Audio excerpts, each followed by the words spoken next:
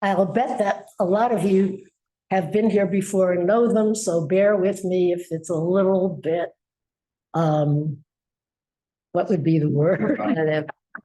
Redundant, repetitious. Thank you, gang, for the words. Anyhow, so tonight we've got 3 items on our agenda. Each item is heard separately. In other words, the people who are sponsoring the item or sponsoring the request will present it. We take one at a time, and the way it works is after the person presents or people present, we, the committee, ask questions, just questions.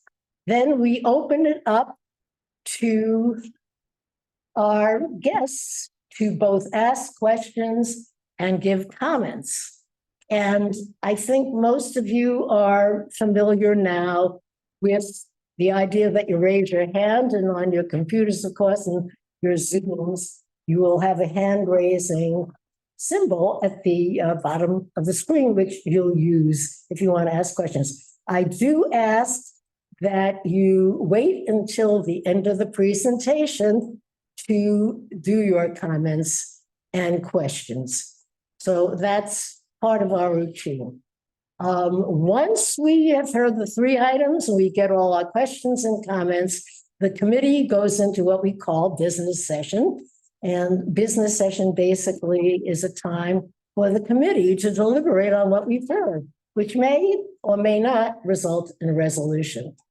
And at that time, actually, nobody else can talk except the committee, unless we really have a question for the person who is involved in one of those presentations, then we would ask a question and they will talk too.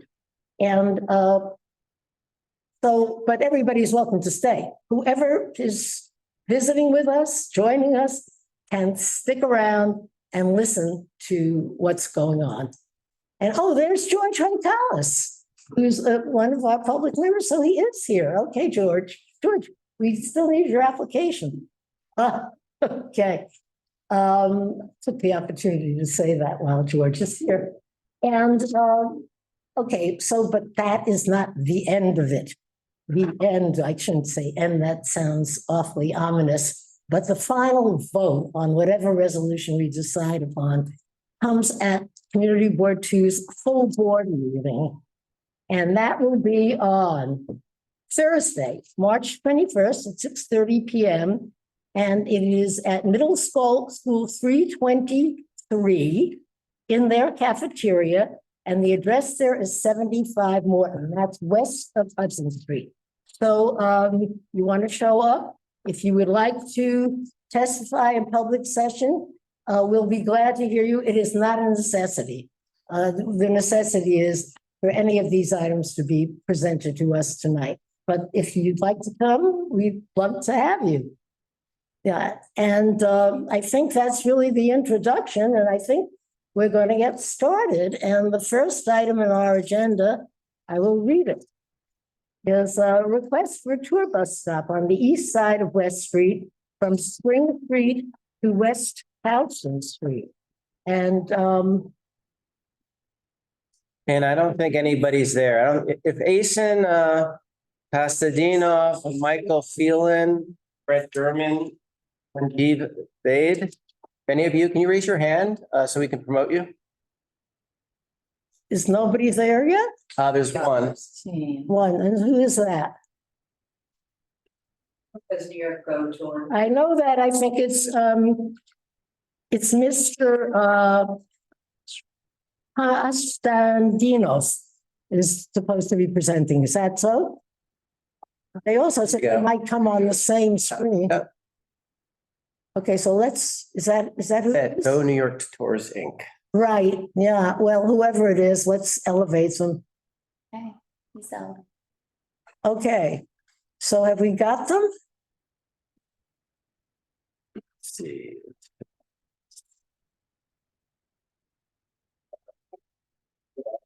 Yep. Oh, you need to unmute. So I just asked. There's something. Okay, so can we see you? 1 second. Can you hear us now? Yes. Definitely can hear you. Okay. Perfect. Now we can- Sorry about that. sitting around the table. I know you had told me that you were all going to come on one screen. We're all here. You see us? Just introduce yourselves as you speak. And we know, you're applying for a tour bus stop at West Street between Spring and Houston. And go to it. Tell us what it's all about. Hi, so my name is Asen Kastarinov. I am the president of W Sightseeing, Go New York Tours Inc. I have Mike Fallon, Brett Derman, and Sanjeev Vaid here with us.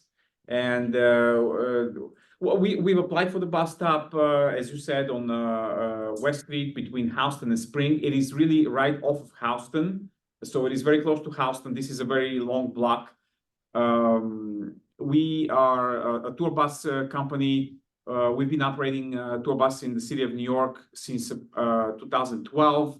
For the most part, for over a decade, we've had 50 or so bus stops with the Department of Transportation of the city of New York, throughout the city of New York, including on West Street. We have 2 other bus stops on West Street that we've been operating for several years now. The bus stop would be active from about 9:30 in the morning to about 7 p.m. And there'll be a bus stopping about once every half hour. So once every 30 minutes. This is approximately the schedule that we're going to use. It is going to be on our hop-on, hop-off downtown route. So on that route, we have 18 bus stops, and this is going to be one of them. I would like to find out if you have any more questions for me to answer. Well, I have a few, but how about the committee? Do you have questions? So, Dan, quick one. yeah.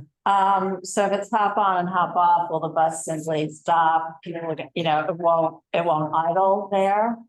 Or will it sit and idle there for a period of time? It does not idle. It is very expeditious, dropping off of passengers. When the bus arrives, it parks, drops off, picks up, and goes. That's how it does. There's no shift changes or any type of activity that the bus is going to be doing there, but dropping off and picking up. That's really what it's going to be doing there.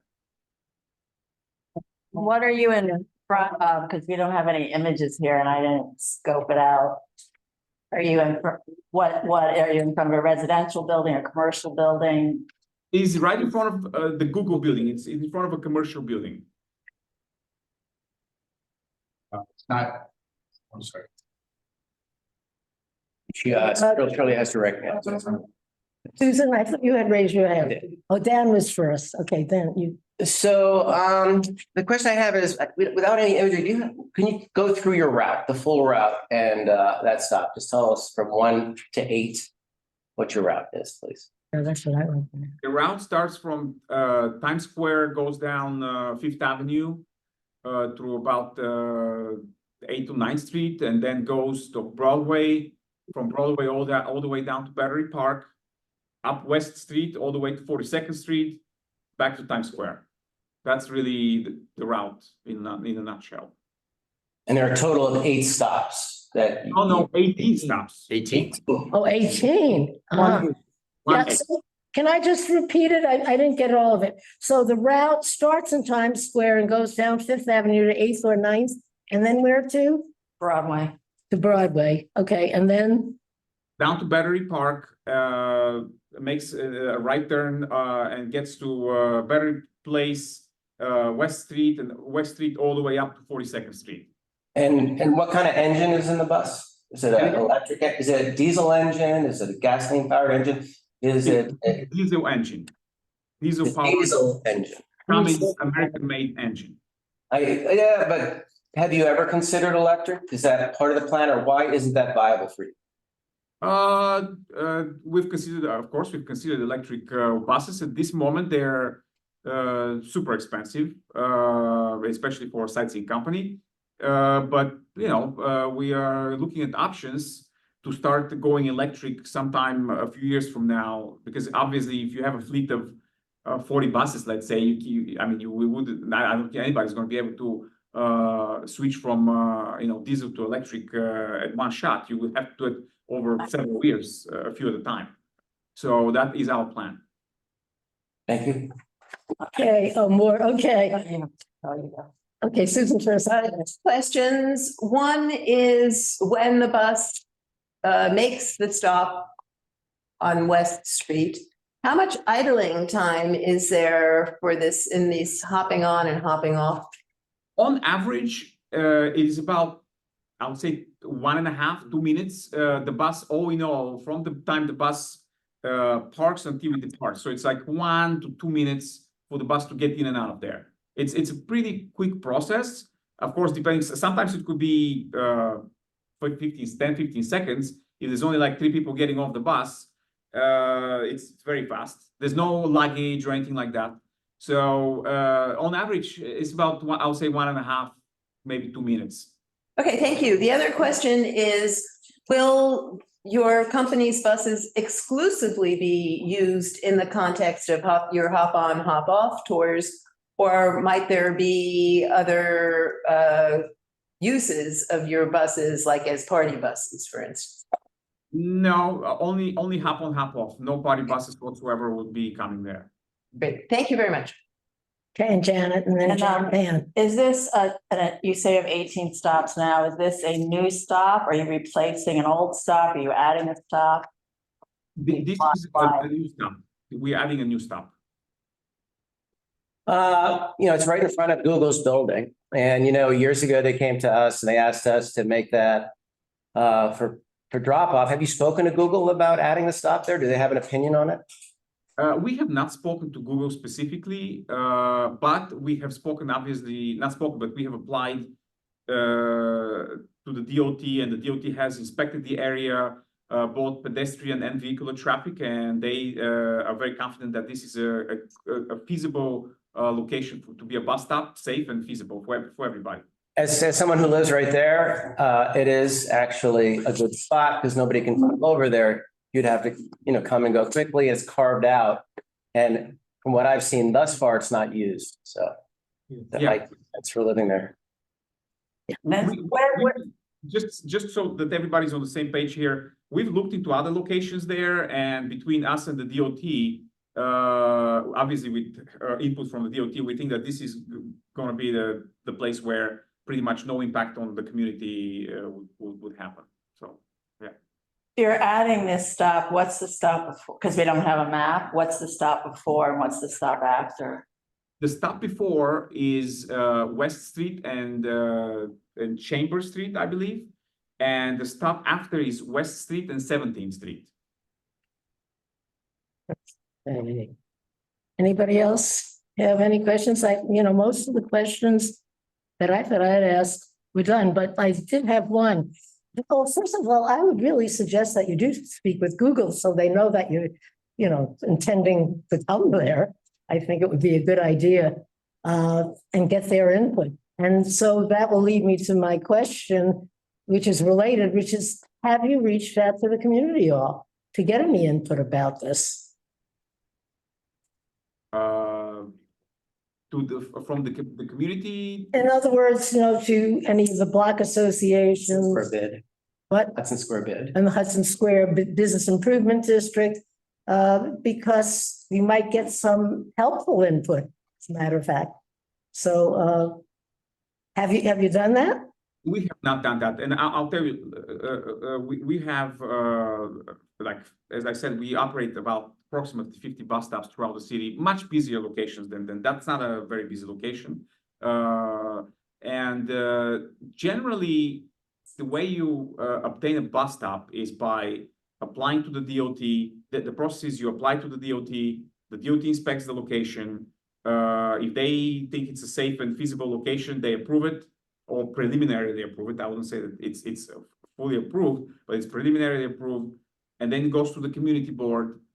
And then if there is no... I'm familiar with the procedure, thank you. I think the point being that it goes to the community board to get the community's sense of what's happening and to give the community the information on what you're doing. Otherwise, it wouldn't come to the community board. Of course, we know what the procedure is. We receive all the information from DOT. It probably I think is the a good point was, we're just idea simply to following. confirm. That is also, that's not only a commercial area, it's a residential neighborhood. So it's not a bad idea. And also an area where the business improvement district is, where there are a lot of businesses too. They might want to know about this. And you might want their input. They might have good ideas. You never know. And the easiest way to do it is through the Hudsorsburg bid. Okay, we'll definitely. And all you have to do is give their office a call, and that's really the one call. That's all you need to do. But yeah, we can do that easily. Yeah, I mean, this probably should be the procedure for every bus company that's looking to add to their route, because people, you're here to tell us you're adding a new route. We get that information out, but you have to get the information out too, so people know, you know?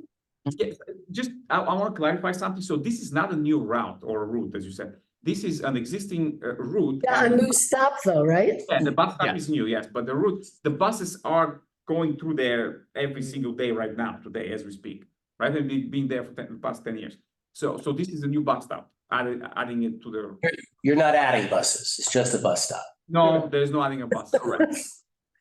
Yeah, well, you're adding buses. I'm just giving you a piece of advice, and even for the future too. And there are We some appreciate neighborhoods that are completely commercial, and maybe it's a whole different thing.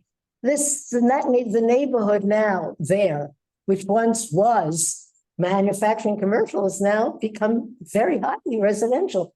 So I'm just pointing it out to you. Does anybody else have any questions? I think the committee is done. Okay, there you go, Jonathan. Yeah, hi, how are you? Jonathan Wiseman. I'm a resident in the neighborhood, actually close by.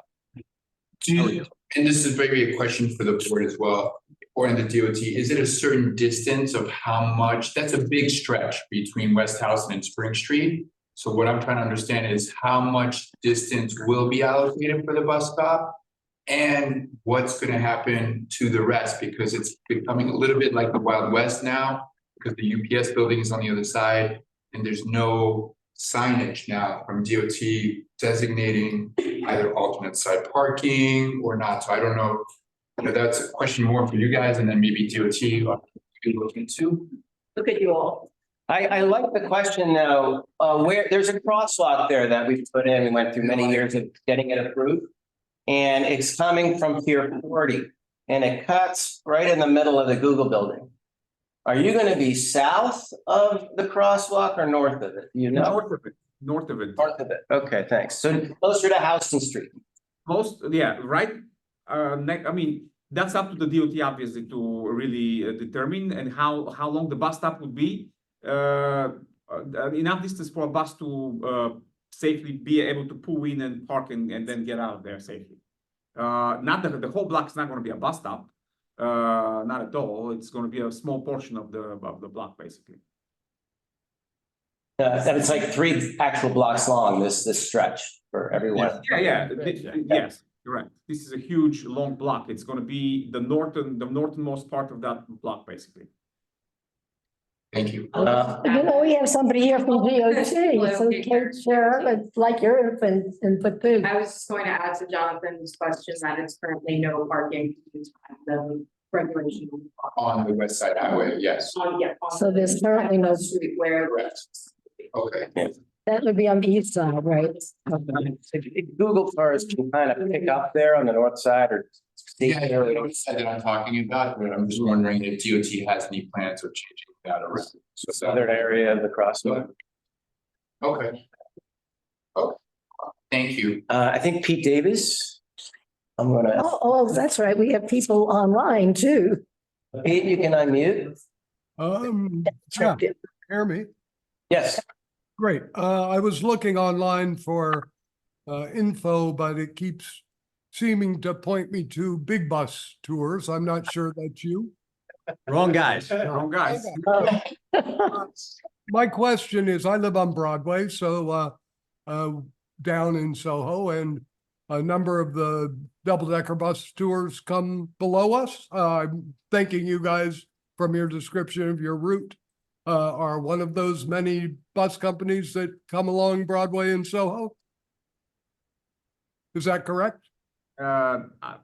Yes, we go down. South of Houston, yeah, Yes. okay. Do you have tour guides on the open upper level?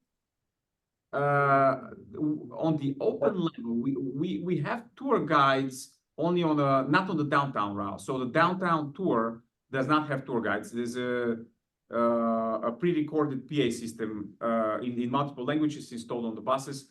So, but our night tour, for example, has tour guides. Okay, and are those amplified? Do they? The pre-recorded thing, you will have headphones. Only headphones, okay. I would just advise the committee to be sure that anything that they're moving forward here precludes any amplified noise that's coming out of the bus. Thank you. No problem. I mean, that's very good. Yeah. Okay. I don't see any other. Oh, yeah, okay. I should really introduce you to our committee members, everybody who have come in. This is Anthony Wang, this is Rocio Sanz, and was there anybody else? That's, yes, yes, okay. So anyhow, Rocio. Yeah, I have a question.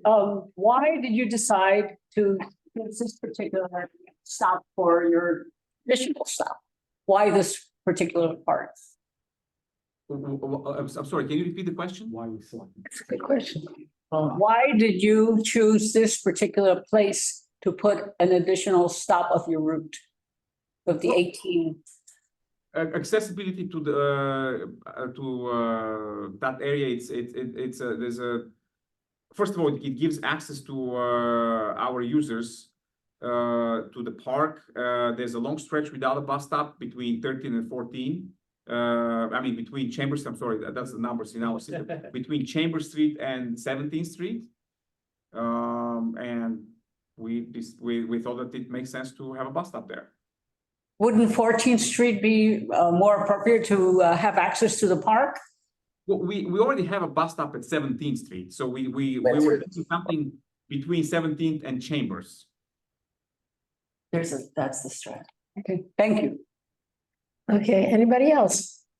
Okay, so do you want to say anything else before we go on to our next item?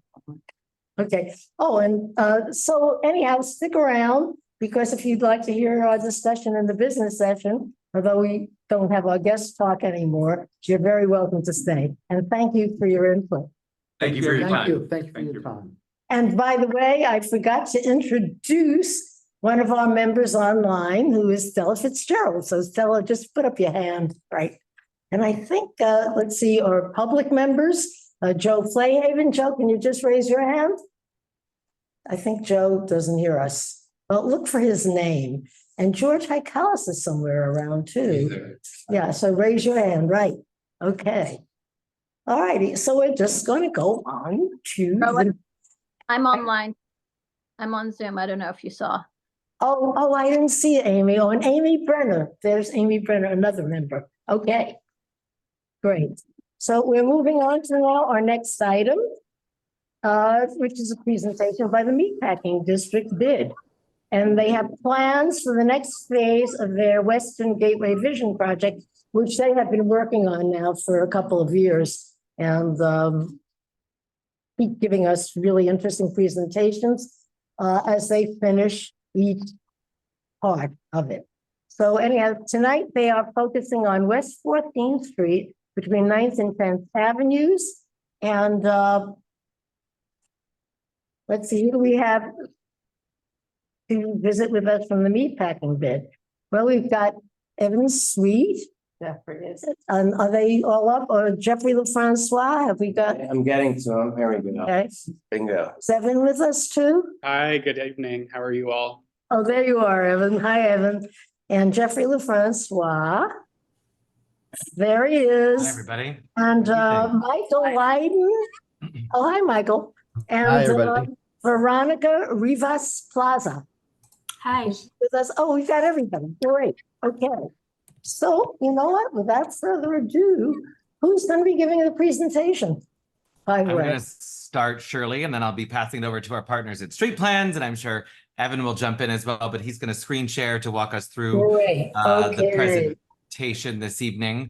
First of all, thank you for having us tonight. It's nice to see many of you. My regards to you, Shirley, and of course your co-chair, Mr. Miller as well, Dan. Hi there. And to everybody else as well. Thank you. So we came to you guys just under 2 years ago to talk to you about a vision plan for the far west side, an area that really has both been transformed by the state of transformation and development in the district, and then just the natural use of an evolution of a neighborhood here we are in the 2024, 21st century. And so you were all supportive and instrumental of helping us realize the first piece of our Western Gateway Vision Plan, which was Gansevoort Landing, the new plaza on 10th Avenue, just south of the Whitney. Now that it's there, it's an amazingly successful plaza, in no small part because of your support, but also because of the crosswalk that now connects Meatpacking and the Whitney with the new and quite remarkable Gansevoort Peninsula. So we're here today to talk to you about the next bite that we're taking off of the vision plan, which is for 14th Street between 9th and 10th Avenues. It's an interesting block. It's also, we consider to be one of our most challenged blocks in the district. It's cobblestone. It's a wide two-way roadbed that is underutilized. As this committee knows well, the 14th Street TTP was made permanent under Mayor de Blasio, but the quirk being that between 9th and 10th, it's actually not prioritized for bus use only. So it is a very mixed use block, yet there is low vehicular activity nonetheless. Just lining out some of these challenges that you can see on the screen here, as well as some visuals as well. But of course, we always see challenges as opportunities. And so with that, our goals really, core focus always first is on the pedestrian experience, both from a residential standpoint, a visitor standpoint, a worker standpoint. And so about improving that connectivity, creating spaces for gathering, both passive and active. I'll be playing here that it is one of our highest vacancy corridors when it comes to tenancy in the district. And so how can we help to improve vacant storefronts? Lighting is also a factor on the block. We'll get to that when it comes to the Highland a little later. And of course, at the core is keeping the historical character of the Gansevoort Market Historic District really in what guides our thinking about the physical space. On freight, we are a business district and a lot of goods move here. And so how can we think about a better organization of the curb to facilitate the movement of goods in a more efficient manner? The bus, there are still 4 bus routes that use this part of 14th Street. Both 14s and the M11 and the 12 use this. And so how do we make sure that access to the 2 stops on these blocks remains direct?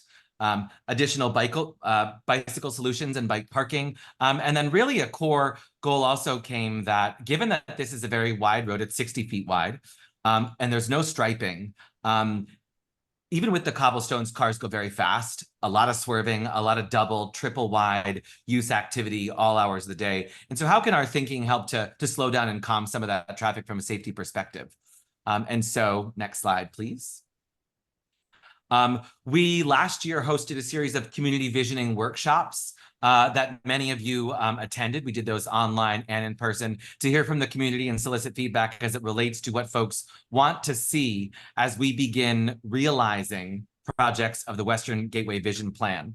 And so a lot of what you're going to hear today incorporates the feedback from those community listening sessions. On the key themes and takeaways were some of the real highlights that we got from the engagement and surveys and questions that we had with people. And out of those community visioning groups, our board of directors constituted a streetscape working group. And through that, we then hired and contracted with our friends Street Plans, which is, you'll hear from Mike and Veronica shortly in that regard. So we've been working with them to actually realize what we want to do on the ground here, from both a visualization that you'll see today and take that through to actually standing it up, sort of like you did with Gansevoort Landing the end of last year.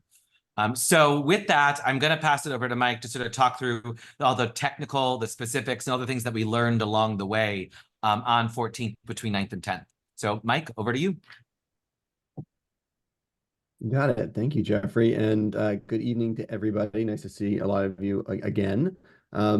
Yeah, I'm going to walk us through a little bit more of the technical design and considerations for where we are today. I think it's important to note that DOT is still reviewing our plans, the plans that you will see. So we're really excited to get your input and feedback this evening, and then hopefully very soon receive their comments as well. And we'll sort of meld all of that together into a more final plan. So this is a really important part of the project, and appreciate your engagement on it tonight. So the bid actually conducted a series of analyses on how the curb is used, because with this wide street, we know that there's a lot of demand at certain times of day in certain sections, but we wanted to really map out where that demand was most present, at what time of day, and what uses was it serving. So there was really 5 different zones that came out of that analysis. Some areas were quite busy and heavily utilized, particularly when Highline Stages has an event. And so when they're loading in and loading out, there's a lot of demand for that curb. That's really N2, N3, N4 on this diagram, where we see heavy activation there. Other areas were not nearly as busy and saw much lower use. S1 and S2, so that's the lower left side of the screen there to the left of Washington. And then S4, and N5 on the right, all the way over the right there, is an N2 or 2 bus stops. So on the north side of the curb. So there is a lot of demand and need at the curb, but we also found some excess space in addition to having a very wide roadway, as Jeffrey mentioned, where we could start to rethink how that space is allocated to try to ensure that all the operational demands are met, but the comfort and the improvement for pedestrians is maximized. So next slide. So a lot of this is picking up off of the freight management plan from New York City Department of Transportation. I think one of the key elements here is that, our curbs must function in multiple ways for a broad range of users and uses. It's not just for on-street parking. We obviously just had a conversation about that with the sightseeing bus request for a new stop. Clearly, it's buses, it's waste management, it's parking, some that's metered and unmetered. There's taxis, all those different kinds of things intermix at the curb. So it's a really, really crucial space. But one of those key functions at the curb is public realm. And we feel, after doing our analysis and looking at some of these design options, there's a lot of opportunity for improving the public realm in this district to help animate it, make it safer, ideally fill some of those vacant spaces, and really to provide a great connection from the energy on the east side of the district to the west, linking to the High Line and then to across the highway to all the new park spaces and the Greenway. Next. So last year, we went through a pretty thorough analysis of just sketches and ideas of what could we do with all that extra space. We had maybe 7 or 8 options internally. We showed the bid 5 along with the streetscape committee. We narrowed that down to these 3. I'll quickly walk you through them. The first one on the top of the screen there was a bike median and also allowing for bus priority to continue from east to west on this corridor. So we were looking at ways to make the connection for cycling protected and get people to and from the Greenway. That really was part of the idea in the Western Gateway plan. So we studied that, kind of determined that it would be a bit challenging to do that with a sort of temporary or interim design material toolkit, that the current cobble is quite uncomfortable to cycle on and would require a larger investment in streetscape work than is sort of in the scope at the moment. So that connection was sort of deemed as being a lower priority at the moment. We looked at a pedestrian median, so creating just a walkway down the center of the street, a wide median of about 20 feet, along with some intermittent landscaping, and then some small curb extensions on the north and south sides of the street. That option, while favored by some, also felt like we were segmenting the street a bit and not really bringing the energy to the public realm on where the businesses are, so on the existing sidewalks. And so then we looked at this third option, which was really programming and creating the widest amount of space for pedestrians as is possible given the width of the right of way. So you can kind of see that tan area on that bottom diagram. That was just in sketch form, the amount of space we thought would be functional for additional pedestrian space and for programming and amenities. And so this was the option that we were given direction to then further analyze and build out further. Next slide. So then we had to start to layer in really what we could do to make those pedestrian spaces usable. And of course, thinking about all the different operational needs, including access to all the utilities on the street, of which there are many. And by doing that level of analysis, we started to really kind of see the footprint shrink of some of these spaces. But also, obviously, we're getting more realistic with how this would all get implemented, both spatially, but also materially. So what got introduced is sort of two types of zones in those 10 areas. One would be what we call the surface flex zones. That would just be adding seating, planters, other amenity directly on top of the cobble. So protecting the pedestrian space with barrier elements, with plantings, et cetera, like you see in many other areas of the city in pedestrian spaces, but also being able to add some of the things like bike parking, the seating, et cetera, in those additional spaces. The second type is the decking flex zone. So we acknowledge that the cobble is a little bit difficult for accessibility for all different types of folks. And so having more of these stationary moments that we could program that were also decked, so up to a point where they're level with the sidewalk, would make them very accessible. So we started to look at, okay, we can't do the decks everywhere. Where do we place them? How do they relate to utilities? How do they relate to the loading needs, the bus needs, the operational needs? And start to really kind of come up with an understanding of what could go where and what that might start to look like. In total, at this first draft stage, we were able to pick up 16,500 square feet of additional pedestrian space. So more than a quarter of an acre. Next. So what do those two zones look like? Just want to give you a little bit of a flavor. This image on the right is a decking system and project that my colleagues at Street Plans worked on in Atlanta with the city and the range of stakeholders there. This actually covers the entire roadbed, curb to curb. That's obviously not what we're suggesting for 14th Street, but you get a sense for a bit of the look and feel of those platforms and how they can be used in a variety of different ways. And this has become a very, very popular gathering spot. You know, it really functions as a plaza in downtown Atlanta. So it allows for some distinct elements to be built and added on top, clearly creates accessibility with the existing sidewalks, and can be placed where, again, where the infrastructure does not, cover up or interfere with utility access and other needs at the curb. Next. So we developed 3 different concepts of what those decks may start to look like. These are, again, just very conceptual. Thinking about the range of programming options, we had the forest option, which is one that would be more heavily planted, have larger planters for trees to get a little bit higher canopy and more shade. So that's one option. The second option was a kiosk. So there's an idea of how could we provide more commercial amenities, a small business, food and beverage. You know, think of the food kiosks in Flatiron, right? If you've been to the plazas there, they have a couple great vendors who help animate those spaces and are really destinations unto themselves. So we're thinking, how might that be integrated in this conceptually? And then the third option was the sun deck. The north side of 14th Street gets a lot of great sunshine. We were thinking of a place to just lay out, hang out, very relaxed, informal.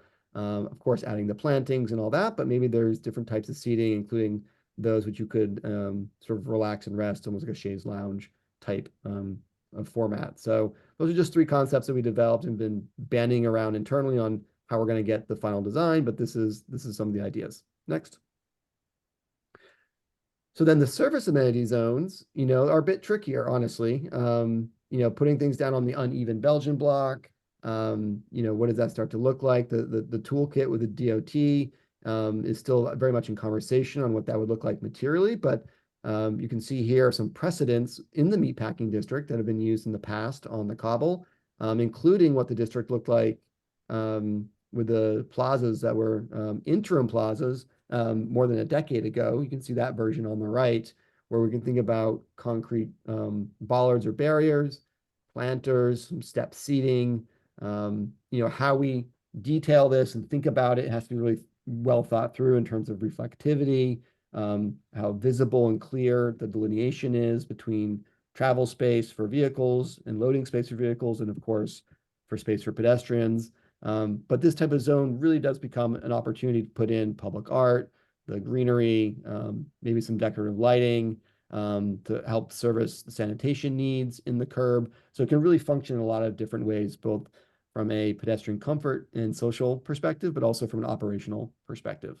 Next. So with this work, we've developed a whole materials toolkit and guide, and we've looked at various parts of the district and the places where some of these materials would be more appropriate versus others. This is what we call the Gansevoort Market Collection, where we really studied the details of the existing materiality of the district, its historic nature, obviously the Belgian block, the railroad ties, things that could really play in and fit well into a context such as 14th Street in the meatpacking district. So that's a bit of what the materials might start to look like as we further advance this project. But modern and clean, but also I think really hitting those historic notes is a really important part of the palette here. Next. So getting into the details, you can't read all the numbers there on the plan, I'm sure, but we can zoom in here in just a minute. But we've really refined the geometry and furthered the analysis between where the utilities are and the operations of the buses. And I should say we worked pretty closely with Sam Schwartz Engineering to get some of these angles right and the dimensions right. And so that's what this really has resulted in, is what you see on the screen there. And so the striped tan areas, again, those are the decking flex zones. And then we're looking at using a series of barrier elements like large planters and large granite blocks that are rectangular, like you see all over the city, including in the meatpacking district, as ways to protect pedestrians from moving and parked traffic. So we'll zoom in a little bit here next. And we're starting here on the west side of the corridor, right at the intersection with 10th Avenue. So it's a bit interesting because you're connecting the space that has the cobble with some space that has asphalt, and those materials in their application have to be a little bit different. So we're sort of mixing and matching where we need to do that at the corner with Washington Street and the corner at 10th Avenue. But you can see we're really looking to help animate and activate those spaces under the High Line itself, which tends to be an area people want to kind of pass through really quickly. It's darker, it's not as attractive. Also, these are places where there's the least demand for curbside loading. So we're looking at ways to deal with that. And as you might recall, there's the entryway on the south side of 14th Street. There's a stair that allows access to and from the High Line itself. And so we think by widening out the curb there, we're able to have some better circulation for pedestrians. At certain times of day, it's very busy with people coming on off the High Line and people just trying to walk through along the south side of 14th Street. So we've kind of thought very intentionally about where to place these decks in this location. And you can see, if you look closely, there's areas where we've carved out 40-foot sections for delivery trucks and loading and unloading. And of course, on the north side, accommodating the bus and keeping free the north curb there for High Line stages, which really needs that access with frequency. So that part is sort of kept barrier free and would not be part of the space that's being used for pedestrians. Next. So as we move to Washington further to the east, you can see on this block, we pick up two fairly large platforms. Just to mention the dimensions, what we're dealing with here, these are 18 feet in width and between 50 and 60 feet in length. So these are pretty large decked areas. Just to give you a sense of the relation to the plan there. Again, with a variety of programming and opportunities to bring in different amenities, which is still a bit TBD. We're just trying to, again, finalize the geometry and understand the requirements that DOT would like to see as part of this program geometrically. So things still may shift and move around, but those decking systems would be substantial spaces for pedestrian gathering and socialization. Next. So let's zoom out. You just get a sense of the different ways we're thinking about the curb, from loading zones and TNC pickup and drop off. So, taxis and Lyfts and Ubers, et cetera. The bus boarding, the two locations on the north curb, the flex amenity zones, both the surface areas and the decked areas, and how that sort of lays out down the block. Oh, I should not forget our friend, the waste corral, which Jeffrey and everyone have really had good success with in terms of managing trash and getting it off the sidewalk into that curb space. We want to still accommodate that where it's appropriate along the block. And then we've got these little vignettes. We're going to show you what this might look like in sort of a fun way. So we'll go through just 3 of those and we'll be done. So here's a view on the south side of 14th Street. This is looking west towards the High Line. This is a block where you can kind of see a bit more the scale of what that deck might look like, along with some of the amenities such as bike parking, which is needed in the district. You can see the public art component with the large sculptural element that might be, sittable. So you might be able to use that both as sitting and as public art, make it interactive. And you can see the deckings are protected with the large, heavy scale planters, and then have these ramps, right? So that they're able to allow, pedestrians to have kind of continuous movement along the cobble up onto the decks and back down. So it wouldn't just be these moments where you go out on the deck and back to the sidewalk. You'd actually be able to walk in a linear fashion along this newly reclaimed pedestrian space. And again, with the truck there, you can see the loading and access is still very much part of the scene in the corridor. Next. This is going further west, so you can see that stair in the background and access to the High Line. So this is an area where there's quite a bit of pinching and there's a lot of need for a little bit more space, as I mentioned. So this is just showing what that might look like with some additional different types of seating and an amenity for pedestrians. But it's really the same toolkit applied in a slightly different configuration. And if you kind of peek in the background there, you can see where those pedestrians are standing half on the sidewalk and half on the new deck, which would be adjacent to that High Line stair. So again, dealing with some of that overflow and demand in a way that we think is thoughtful and meets the need. Next slide. And finally, this is looking east towards from the south to the north side of the street. You're looking kind of at the bus stop there in front of the Apple Store. And you can see a deck on the north side there, and you can see how the surface flex zone is being appointed there on the right, on the south side of the corridor.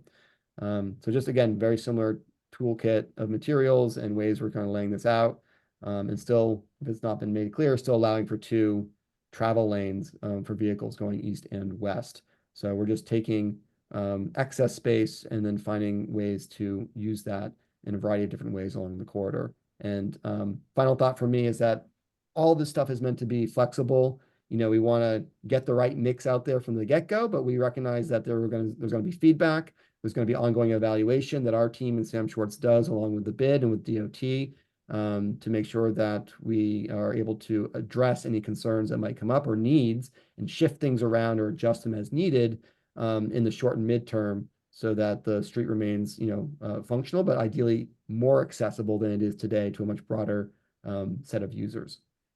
So I think with that, that's the last slide and we can have conversation and answer some questions. Thank you.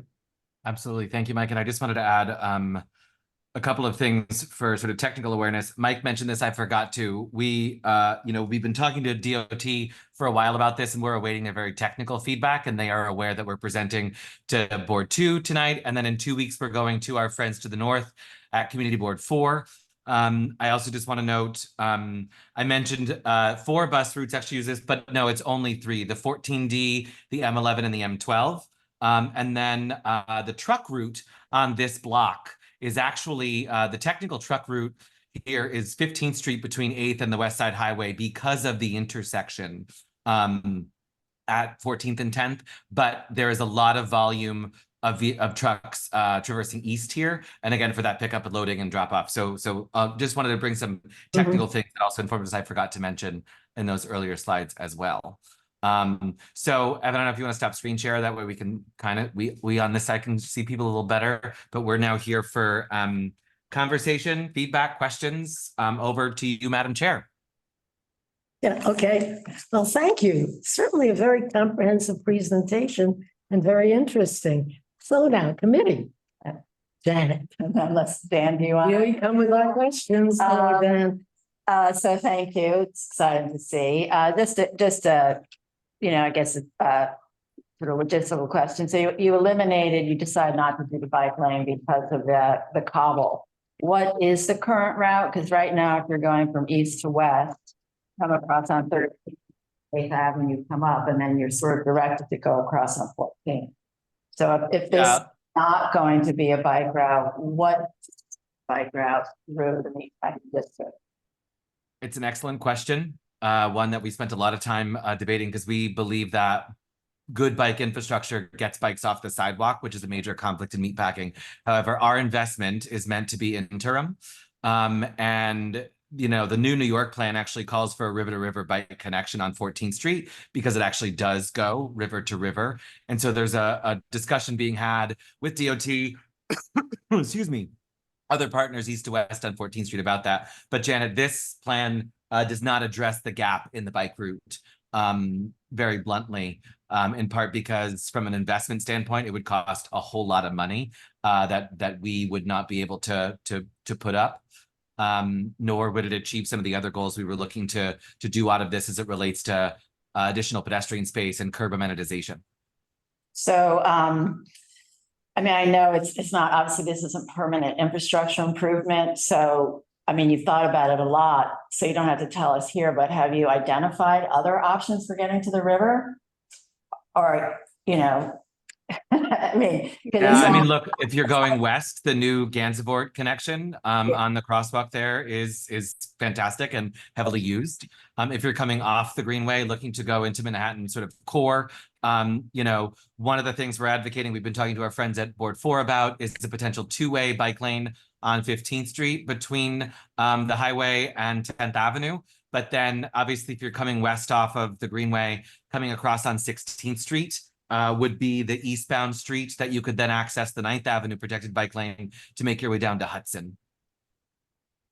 thank you. And then when will be, obviously this is still in the planning stages and, you're obviously engaging people early and often. So what is your timing on sort of the next opportunity or the next presentation?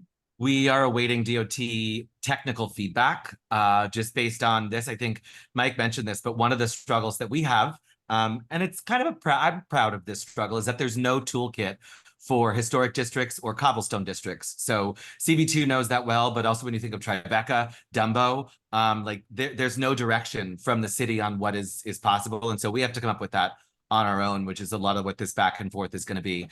We anticipate, incorporating DOT's technical feedback and really formalizing this plan to have something stood up to you later, something stood up and on the ground later this year. Thank you. Jeffrey, I don't know if you're aware, probably I'll bet you and Mike and Evan are aware, that there was a whole study done on cobblestone districts in Brooklyn. Are you aware of that? Because I can send it to you. We were aware of this because of all the reconstruction that's been happening in Dumbo. That was it. It was Dumbo. Yeah. And Mike, you can probably speak to this pretty directly. But what did not come out of that was any additional direction from DOT as it relates to like a toolkit to creating this kind of space.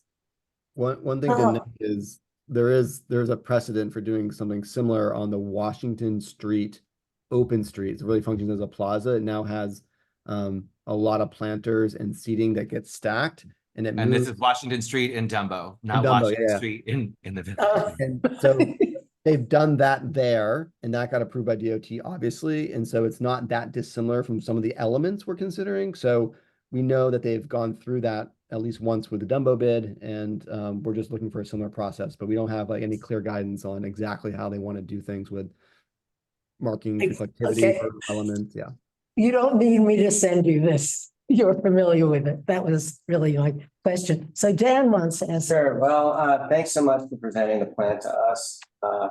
I love creating expansion of the meatpacking because you can walk around safely, and what it seems that you're doing is a first stage and a carve out so that we can go further down, because it sounds like the funding isn't there for full plan and you can't really take it from east to west. But we should look at this as a movable pieces and a concept, which I think the community board in the past has always loved to see this, whether it's at Hudson Square or in meatpacking. So I don't want to make too many comments other than, and this is kind of a silly question, but how quickly do you expect traffic to be moving?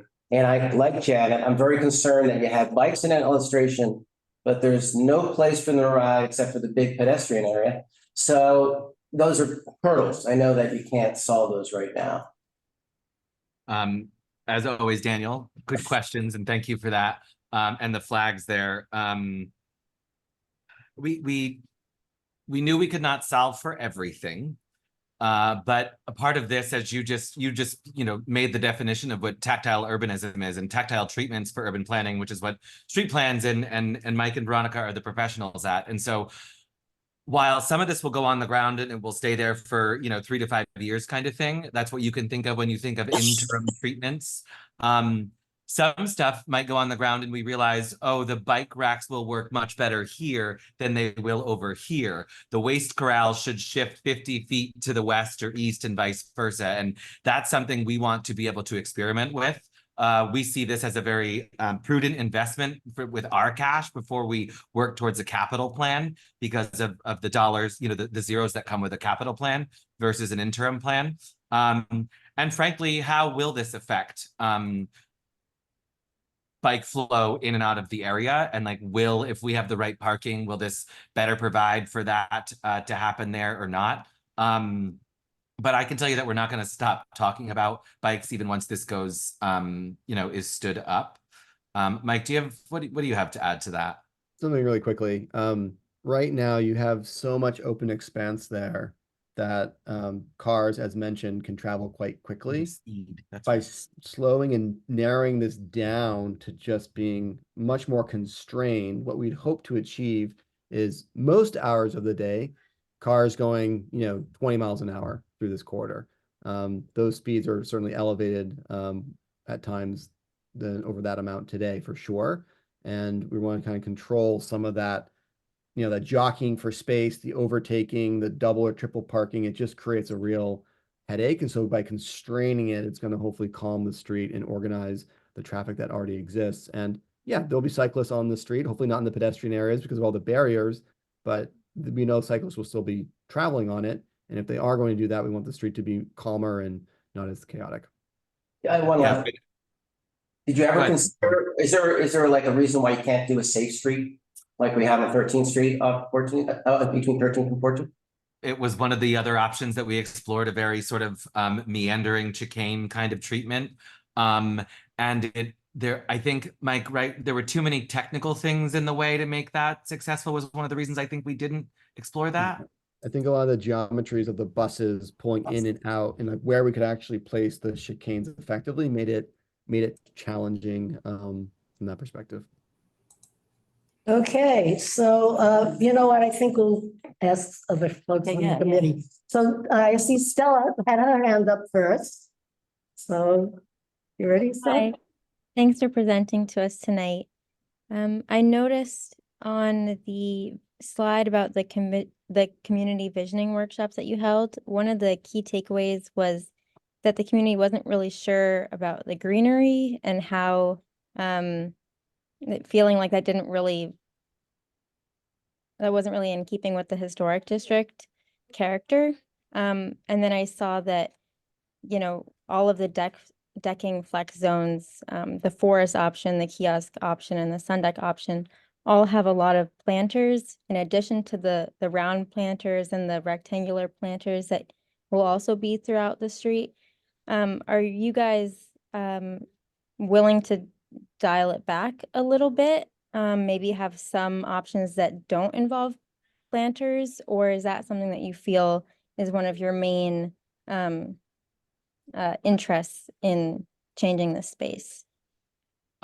Thank you for noticing that. And it really cuts both ways, because when we did our tree pit and planter installation on 14th Street between 9th and 10th back in, I think it was 2018, 2019, it was the first to have a lot of new trees added to 14th Street between 9th and 10th in the Gansevoort Market District. Those trees are really beloved now.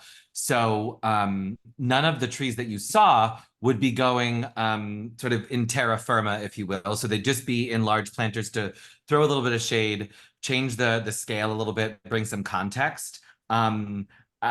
We're not really sure what the 100% of what the edge treatment is going to be. We're flirting with granite block and some kind of planter. I can tell you assuredly it's not going to be 100% planter as our barrier treatment. At the same time, I have to say we really are very proud of our landscape program, both from a a visual and aesthetic standpoint, and then from an environmental standpoint, given the gardens, the native gardens that the High Line has, and all that's kind of doing for that way. So we see it as a way to strike a balance, and think that in the end, sort of what you probably saw is more green than it will probably be. One other item to note on that is, due to the fact that we're in a cobble environment, we aren't able to do as much that would penetrate into the roadway and in the asphalt the way that a bollard or another barrier would do. So we're kind of constrained by a need to use weight as one of our key deterrent elements or key elements to prevent vehicle interaction with pedestrian spaces. So if it's not a planter with soil, it's likely a large boulder or rock or something like that. So we don't have the ability to be as creative with edge solutions in this area, which also leads us to rely on plantings and soil weight in those contexts. Got it. Thank you. Okay, so we have the chair of Community Board 2 is here, Susan Kent, and she has a Hi, question. Susan. Hi, everyone. Thank you guys so much for this great presentation. My question has to do with public bathroom facilities and how much thought, if any, has gone into this. I mean, it's so great to see a rethinking of public spaces, but I think the time has come that we have a responsibility to consider that as, an element. And, I'd just like to know what your thinking is on that and how much thought has gone into that subject. A couple of things. First of all, hard agree as a human and our lack of public bathroom facilities in the city of New York. The struggle is that this is an interim investment, number one, which limits our ability from like a utilities standpoint. And obviously we need plumbing for a bathroom. Number two is confinements of square footage and how that might affect like an ADA factor bathroom versus, sort of standing up something smaller. But I will share with you that on the north side of 14th Street, what we refer to as Chelsea Triangle between 14th and 15th, the city is pursuing turning the slip lane there on the west side of the triangle into a permanent plaza. And as a part of that, we will be pursuing explorations of how we could bring a public bathroom to that area as a part of our concession agreement and kiosk plan for that area between 14th and 15th. So Susan, very with sort of like sadness, we didn't see the reality of bringing a bathroom into this because of the difficulties of it, but know that it's something in our ether. And there's even been folks who have approached us about it about Gansevoort Plaza as well. No, I totally appreciate, when you're dealing on a temporary, time frame here, but it's just something that I think is just important for us to put into the dialogue as we move towards something permanent. It's no longer acceptable to ignore this, especially when you're trying to create a public space that you want people to spend time in. But thank you. Of course. Okay, and then we've got Amy from our committee, Amy Brenner.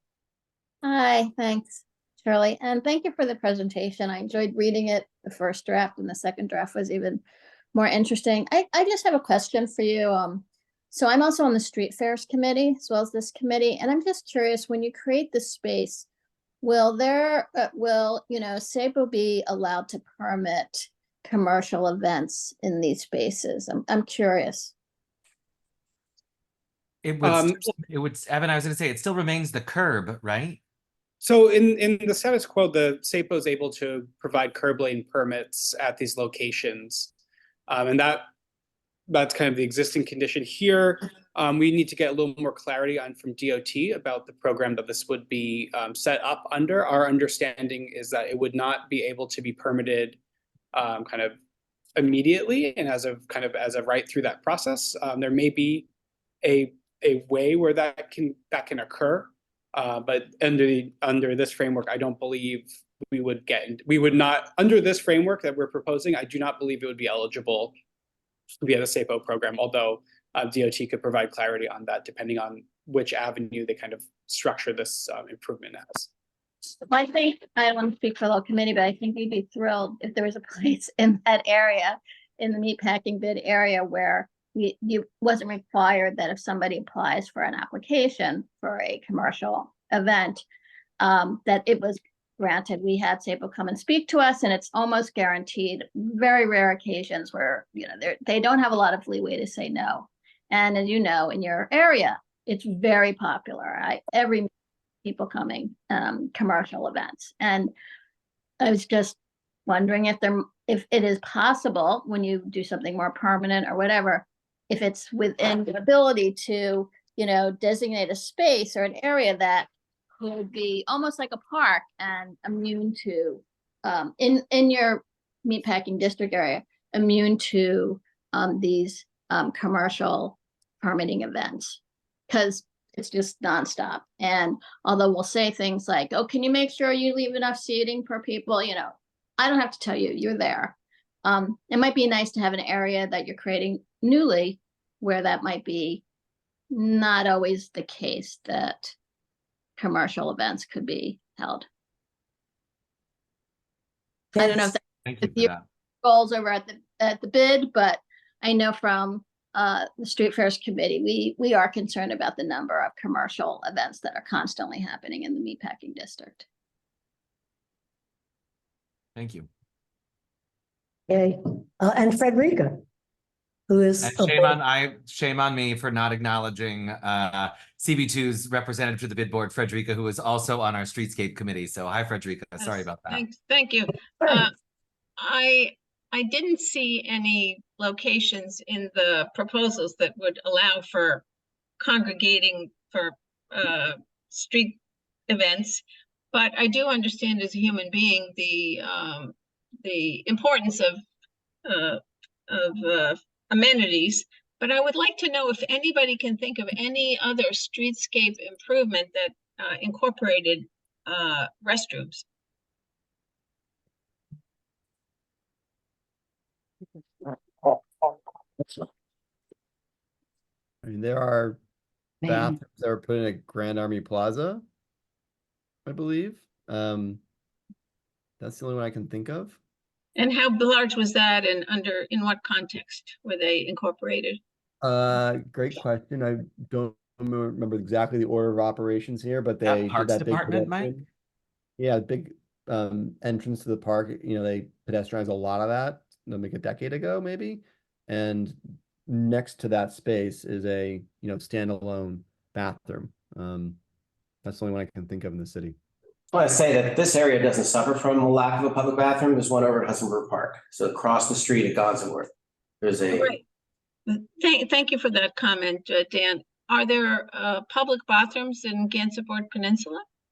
Yeah, next door, right there. Yeah. Okay, so that and kind Little of Island. covers, that kind of ticks that box, right? And Pier 57 as well, which Yeah. is even more directly off of 14. So it seems that asking this project to include that would be unusual. But thank you. Thanks, Frederica. It's still really nice. Okay, and do you want to say anything else? No, I have a question here. Well, no, but we're not done with the committee. There's me too. Good question. But I have a lot of questions, so you go ahead. I'm sure you all have thought about this. I'm just curious how it works. When you have the decking, how do you keep it clean underneath? Janet, of course. Excellent question. Mike, you want to take the decking question first? Yeah, this product that we haven't made 100% decision on yet, but we're leaning towards, comes in 2x2 modules, and they're quite easy to, you know, quickly unscrew and pick up and move. So if you had a known issue or you want to check and see what was underneath the deck, you can pull these pieces up and put them back down with relative ease, unlike a linear board system where it'd be much more disruptive to do the, you know, more routine maintenance. So there's that element of it.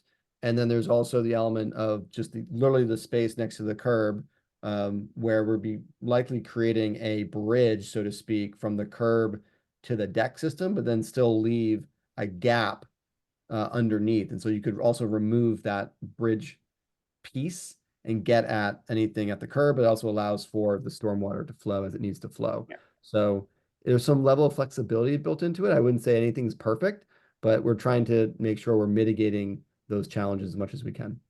And then the bid provides regular power washing and cleaning throughout the district. So anything like this would be included as part of that service. Thank you. Anybody else? How about rodents? How are you going to control the rodents from going underneath the decks? Because you're going to have a. We spend a lot of money every month on pest control, and it is a game of kind of keep up. We have been talking to DOT on what the treatment would be. Mike mentioned the drainage, but we do see these as quite different as a outdoor dining kiosk, and that like there's not going to be table service for the bulk of these desks, the bulk of these decks. Excuse me, not a desk. And so. Look, I'll be honest, the reason our planters on 14th Street, which are 18 inches high off the ground, have rodents in them now after 3 years without, was because people started stacking their trash next to them. Rats climbed in, and now they've completely colonized all of our elevated planters, which was done purposefully. And so we spend thousands of dollars a month on that. So there's no solve 100%, but we are sort of masking for how we could potentially prevent these guys from getting in there. At these locations, there wouldn't be bedding and food source, so we don't anticipate them being intensely serviced in that way. And then also, as we know, commercial trash now needs to be in containers, and we're already seeing that be a really strong deterrent against increased rat populations in the district. Would the garbage be in rodent-proof containers? Yeah, so commercial waste right now all commercial waste is required to be in rodent-proof containers. And we're working with DSNY as they roll out a pilot for trash collected within the BID's jurisdiction outside of commercial waste. Okay, I have a lot of questions. Bear with me. Okay, We're happy to. George, what? What? George has a hand. Oh, George has, wait, before I go, George, where, you see George? Right here, yes, George. Okay, George, please, ask your questions. Can you hear me? Yeah. Yes. Nope, now you just went on mute. We could hear you and then you went on mute. You gotta unmute. Unmute. Is that, We can hear you. am I okay? Great. Anyway, I'll be very short. This is a very prominent space, very large space in the village. And one would wonder if there wasn't some sort of ceremonial use of this public space, rather than sort of a low key, pretty space. Is there some historic precedent here? I remember we had a gentleman on our community board that had a very elaborate light rail plan that was focused on 14th Street. Yeah, long time ago. Not hundreds of years ago, it seems like, but it does seem like a long time ago. It was. Not that that should be done immediately, but that this is a kind of a place that comes once in a lifetime in a city and could be used for something a little more significant, to honor someone or to honor some event or to, I'll stop talking now, but that's the thing that I have. Thank you. Well, George, you have a soft heart from me, given your long and strong push for Vision 42 further north of here a long time ago, and I still reference it, frankly. Look, it's well heard, it's well taken. We are major proponents of public transit and see this as a corridor for that. From an investment standpoint, it's just not something that we can be bringing to the table, but I can tell you that we are a part of conversations sort of happening across the 14th Street corridor that are considering a whole host of things in various levels, really coming out of the recommendations of the new New York plan. Nothing realized or meant to move sort of tomorrow. But, as I referenced earlier, a lot of our thinking comes out of recognizing, the historic designation of the district. It has always been a place where goods have been stacked and moved and looked differently one day and changed the next again. And that informed a lot of the Gansevoort redesign plan of 9th Avenue. And we try to sort of keep that at heart when we do this kind of stuff. But from sort of a grand recognition, I think we would take that more to heart as we develop a capital plan for this corridor. Okay. Anybody else on the committee? Do I get my turn now? Okay, lots of questions. Okay, more to do with the context of the whole plan, I think. Okay, so you talked about freight and loading and unloading. And my question is just this, for that block, is that still primarily commercial? Just out of It is. curiosity. There's no residential on that block at all. Okay. Between 9th and 10th, it is all commercial and office space.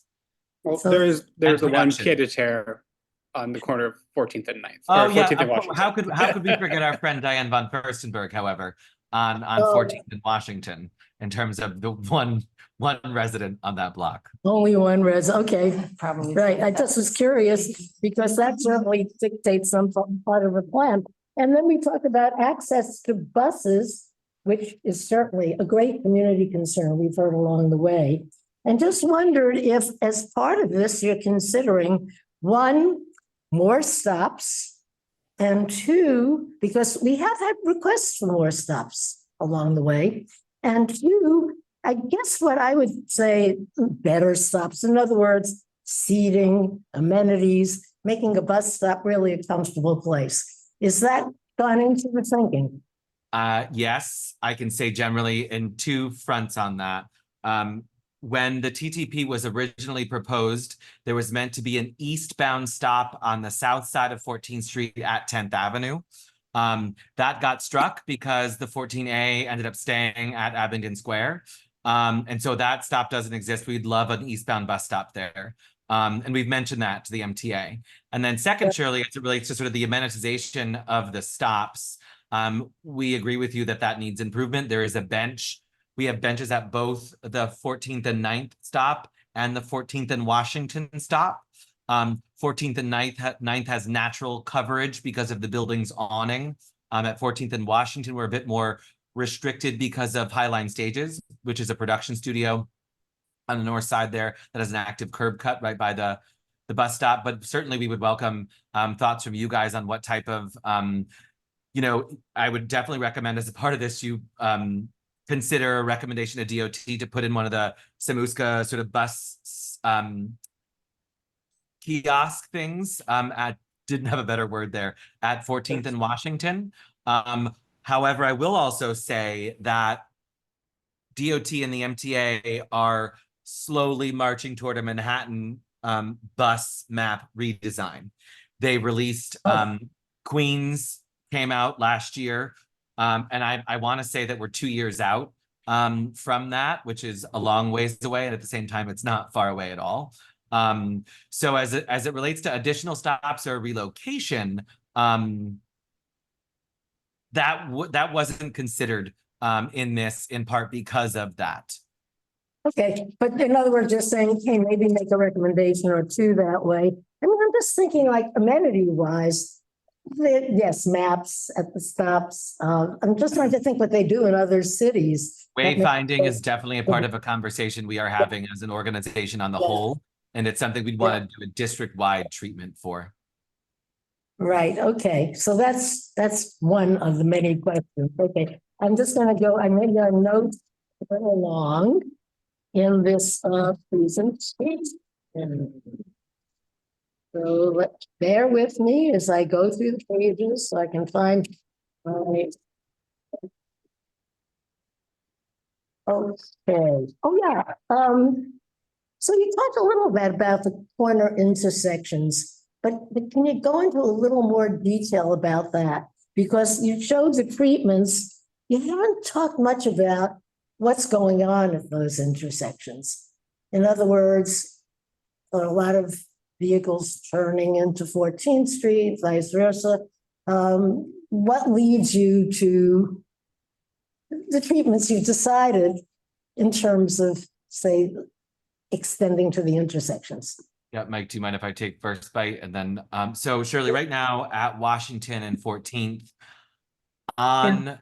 at what could be considered the start of Washington, right there on the south side of 14th, right? It's a T of an intersection. We have 2 planters on each side of the avenue, just south of the crosswalk there. Yeah. Yep, Right. we see those as a mechanism for daylighting those intersections. It requires the vehicles to more pull into the intersection to make a better 90-degree turn. It makes the turn sort of more slower.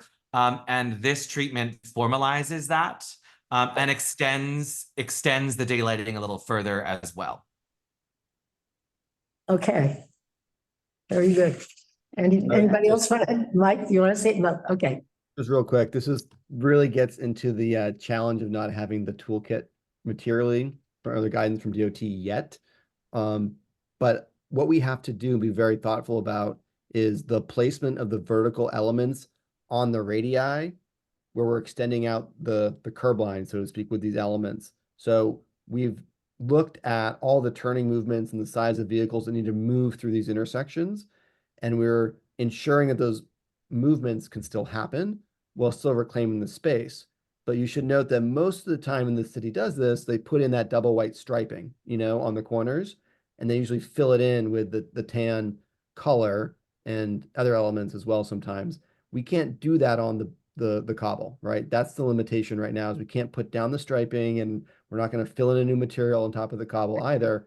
So we have to create an arc, right, on those corners that guide motorists around those turns very clearly. And so reflectivity is going to be a key element, I think, on the vertical elements that do get placed in those arcs. So we've thought a lot about it, but we're still need a little bit more back and forth and guidance from DOT on exactly what that's going to look like.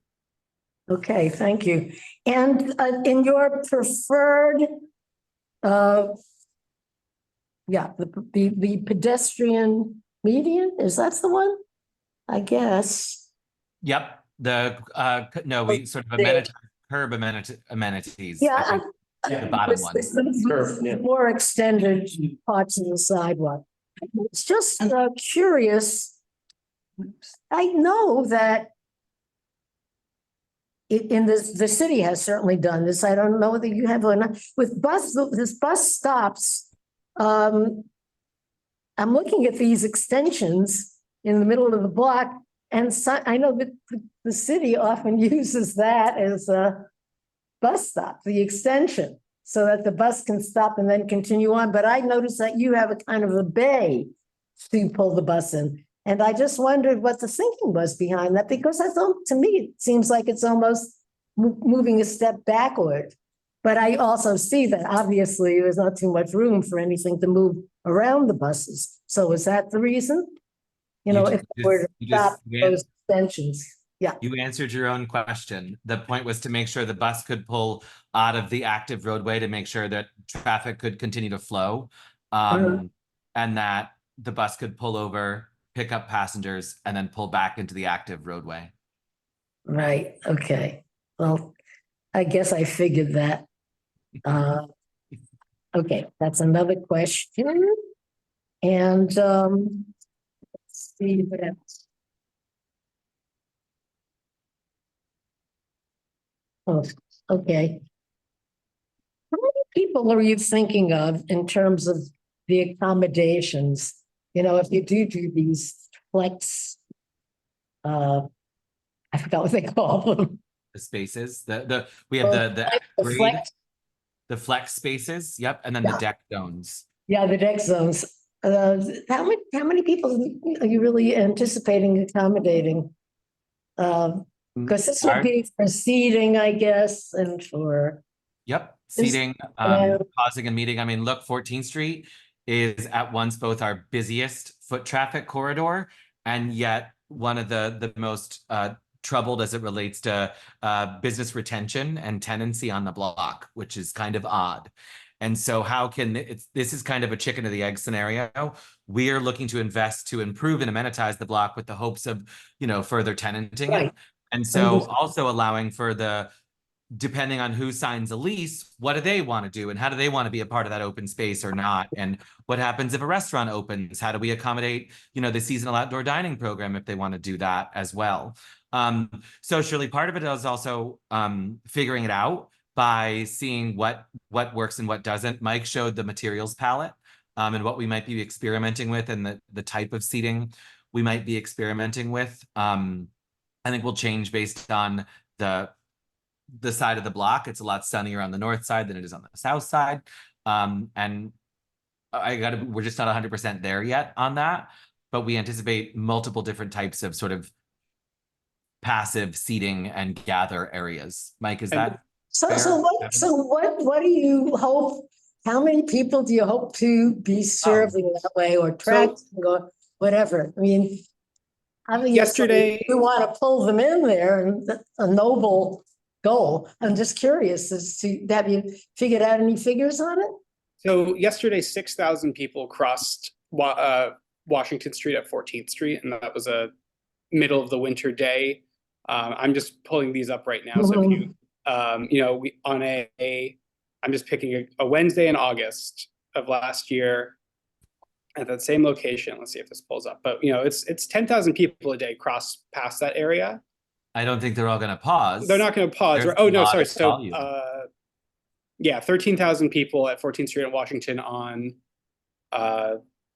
Wednesday, August 16th. So there's a huge volume of people who are making that journey east and west from that location. And we think that this amenity will serve a significant portion of them, especially those who are interested in sticking around the neighborhood, not just traveling directly to Little Island or the Hudson River Park, but actually give them an opportunity to sit and enjoy the neighborhood in a different way. Yeah, I'm just curious as to how many you think, how many will you accommodate? How many do you hope to accommodate? Yeah, just to give you a right Maybe now. it will be along the day, different ones and so on. Across our plazas right now, we have 248 chairs, I think, across our plazas. That's across 4 blocks. So I don't think our seating number will meet that. In part because we're also going to have different types of seating treatments. But I think also this is a reaction to us hearing from our office tenants who have an office on 10th Avenue or something further west, like, well, when do we get a plaza to have our quick 30-minute luncheon? And so this is also a reaction to that as well. We can okay, thanks. when we get to the well, of course, we'll share the official seating number when that's determined, but good call out. Okay, cobblestone, or Belgian block, I guess. You mentioned it, we have heard it over the years, and that the community has questions about cobblestone. I'm trying to think of how you phrased it. Whatever it was, you said that community feedback emphasized the importance of cobblestone streets to the neighborhood's identity. And we've gotten that feedback forever, that they want to retain the cobblestone, the Belgian block. So I guess what I'm curious about is, how did it all come out? You did have these workshops. People feel in that area, we know it. I mean, you've heard it, you heard it in the workshops. We've heard it over the years. They want to retain the historic cobblestone in the historic district. And I just wondered, how you came to conclude that it would be okay to deck over that cobblestone when people feel, it seems, so passionately about it. Yep, a couple of you nail on the head right there for sure. A couple of things there. Numbers, about $35 million was spent by the feds, the city, and the state to redo the meatpacking district. That number grew a little bit when we convinced the city to also do the side streets of meatpacking between 9th and Washington, Gansevoort, Little West 12th, 13th and 14th. Those were not a part of the original plan. We pushed to have those renovated as a part of it further. We are now seeing 4 years after that construction was completed, a serious degradation of those brand new cobbles and this treatment that is largely attributed to truck traffic and vehicular traffic on those streets. And so our goal is not just about a reduction of vehicles overall, but a preservation of the cobblestones in that regard. And then as it relates to the decking, much discussion was had on how do we make a space that abuts the active roadway that's also appealing to somebody to wait for their friend, to enjoy that sandwich when they step out of their office, whatever it is, right? And so that's where the decks came from. Slightly removing people just off the roadway. We did not, there was people pushing for 100% decking treatments. We didn't want to go that route because we wanted it to feel like there were these moments along the way that frankly make it more interesting, and so that it's not one-for-one treatment. But it is well noted that yes, the decking will sort of cover over some of the cobblestones, but it's also why we love our giant granite block edges. They kind of emulate a giant cobblestone in a sense, and they've really become a design vocabulary of the district because that's what edges our plazas today. And so we're looking to extend that as well. Okay. Well, in other words, you've got a variety kind of input on that. But do you feel that attitudes have changed as improvements have been put in? I'm just Shirley, wondering what the input was to us, over the I years. never expect 100% agreement, and I don't think you do either on things. And so, and likewise, we're going to be talking to your colleagues on board 4 who have thoughts about this as well. And so, I think we really want to test out the decks to see how that changes the scale, changes the pedestrian experience. And also, I'll be honest, we're thinking about the type of wood that we're using from like a how should it age? What should it look like a year in, versus day one kind of thing. So that's another one where we're going to be learning as we go. Mike, any other thoughts on that? Sorry. The decks are, interim, right? They can be moved, they can be theory, some expanded, some contracted, some taken out and all together. So it's a level of flexibility that we're really building in, while also trying to make this really attractive and accessible, right? We can all note that putting a stroller or a wheelchair on the cobble is not exactly great movement. It's difficult. And so we want to make sure that we are amenitizing in a way that, meets the needs of as many people as possible to enjoy the district. So yeah, that balance is one we're really trying to strike here. And you can tell us how we do when we build this out. Okay. Just trying to think if I have any other. Oh, well, I always ask this question. You are intending to put in seating with backs too, because the sketches don't show any, and it's really needed.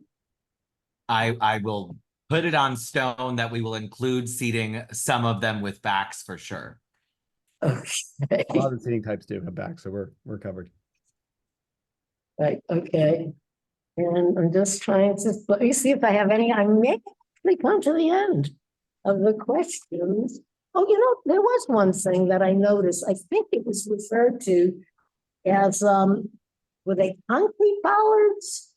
Or, yeah, and I didn't see any photo of that. And just wondered how that would be. I think we've been moving toward wanting, instead of, those flexible delineators, we would like to see bollards that are a little more substantial, but just wondered what they might look like. You didn't have a photo of it, right? You didn't have, want to describe it or whatever? We have some bollards in our materials palette that we have been considering.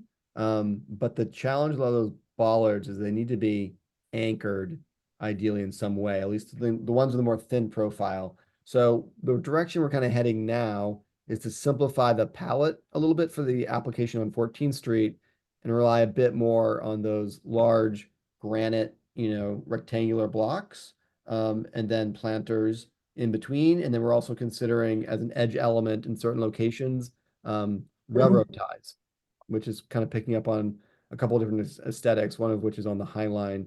And those could be ways to kind of have a simulated lower curb, because we do, don't want to completely prevent people from being able to cross mid-block if it were safe to do so. We want some porosity between these elements.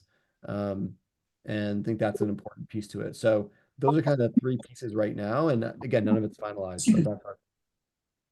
Okay, and I did notice you had a wooden one that looked really great in your element.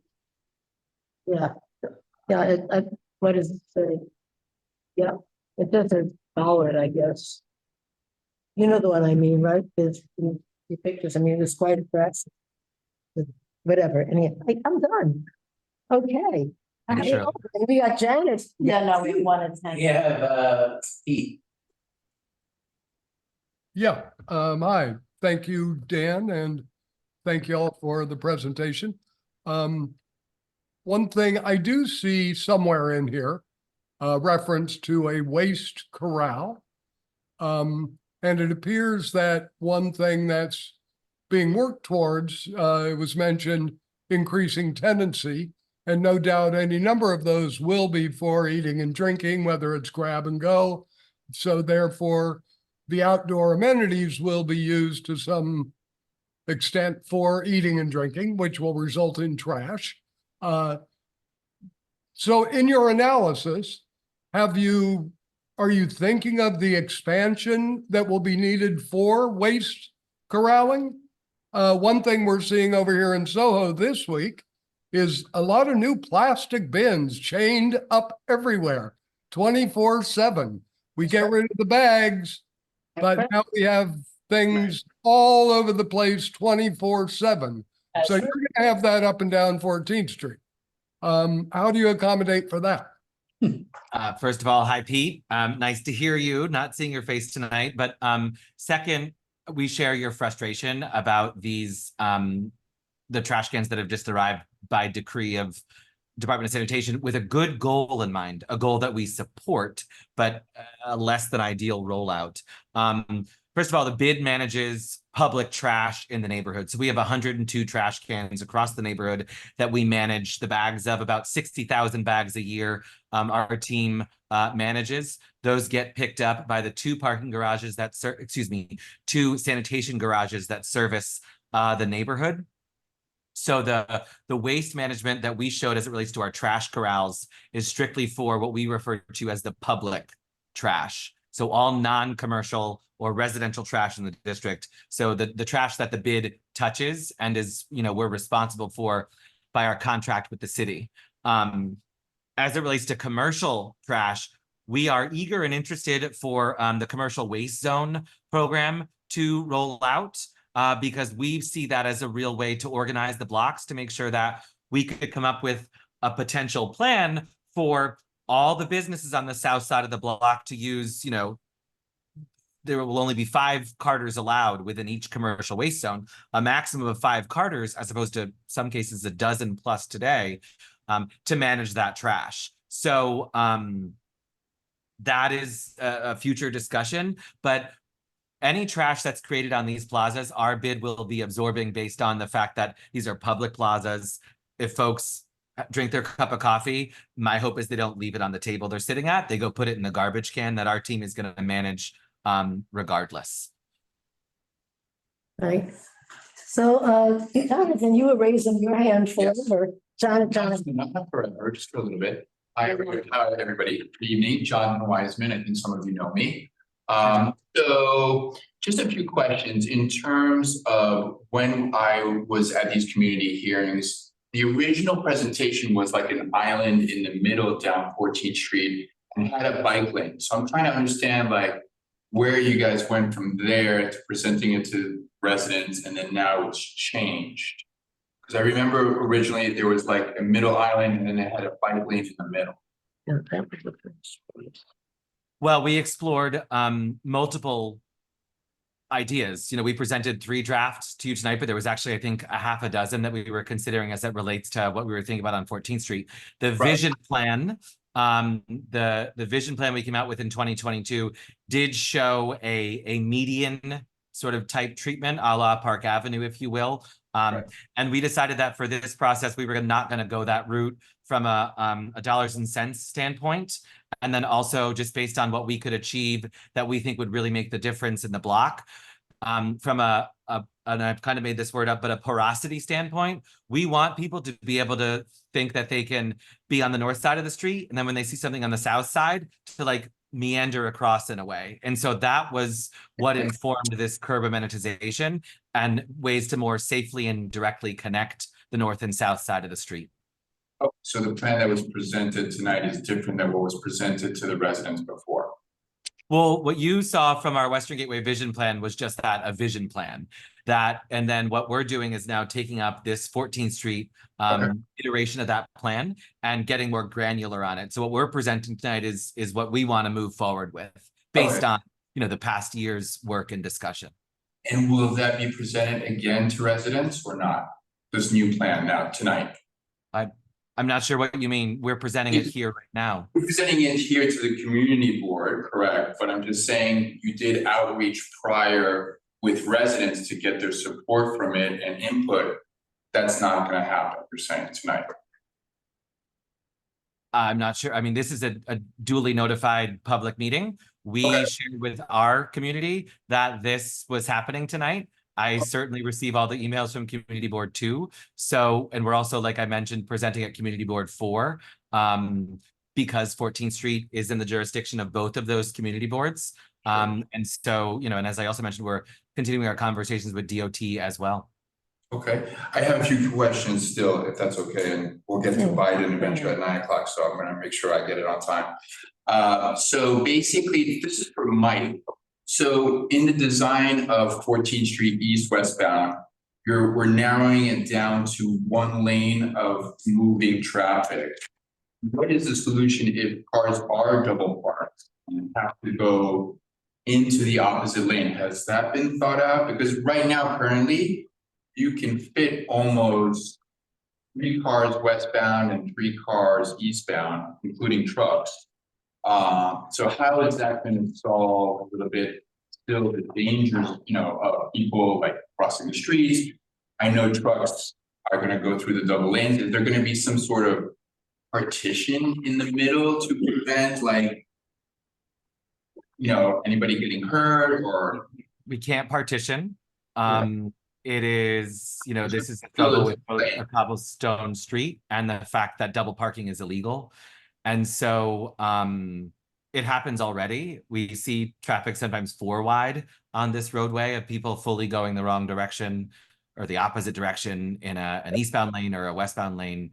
So there's no direct solve for it, but we note that the study of this street is that it's very low volume.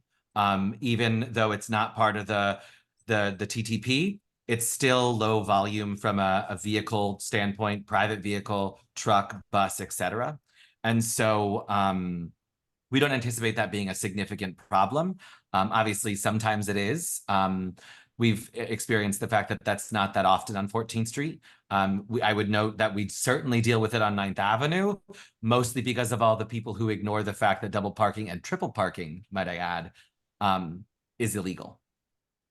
Mike, anything else there as we were related? Yeah, add that the space now at 60 feet curb to curb. So just imagine 8 feet on one side and 8 on the other is where the parking more or less happens. That leaves a tremendous amount of space for just 2 lanes of movement, which is why you get a lot of the swerving, overtaking, double, triple parking movements. It creates a lot of unnecessary chaos. And so by narrowing this down to 2 more clearly defined ways to travel and not all the willy-nilly on the edges, we think it's going to calm and slow things down. So we're trying to actually solve for the pedestrian safety concern via that means. And yeah, that's our approach. okay, and then another question with regards to the Chelsea Triangle, because right now it's technically closed with the BIDS barricades. It's not on this agenda. I know, but he did mention It's not what we're talking about. he did mention CB4, so hold on a second, let me just finish. But It relates to turning onto 14th Street, because what happens is now people are going down 9th Avenue and making an illegal turn onto 14th Street. So I'm just wondering if that open street will be open because of all the illegal turns that are going on to 14th Street. I'm just trying to eliminate, again, the danger. Right now it is closed. And is there a way to know that this street will be open with this new plan for 14th Street?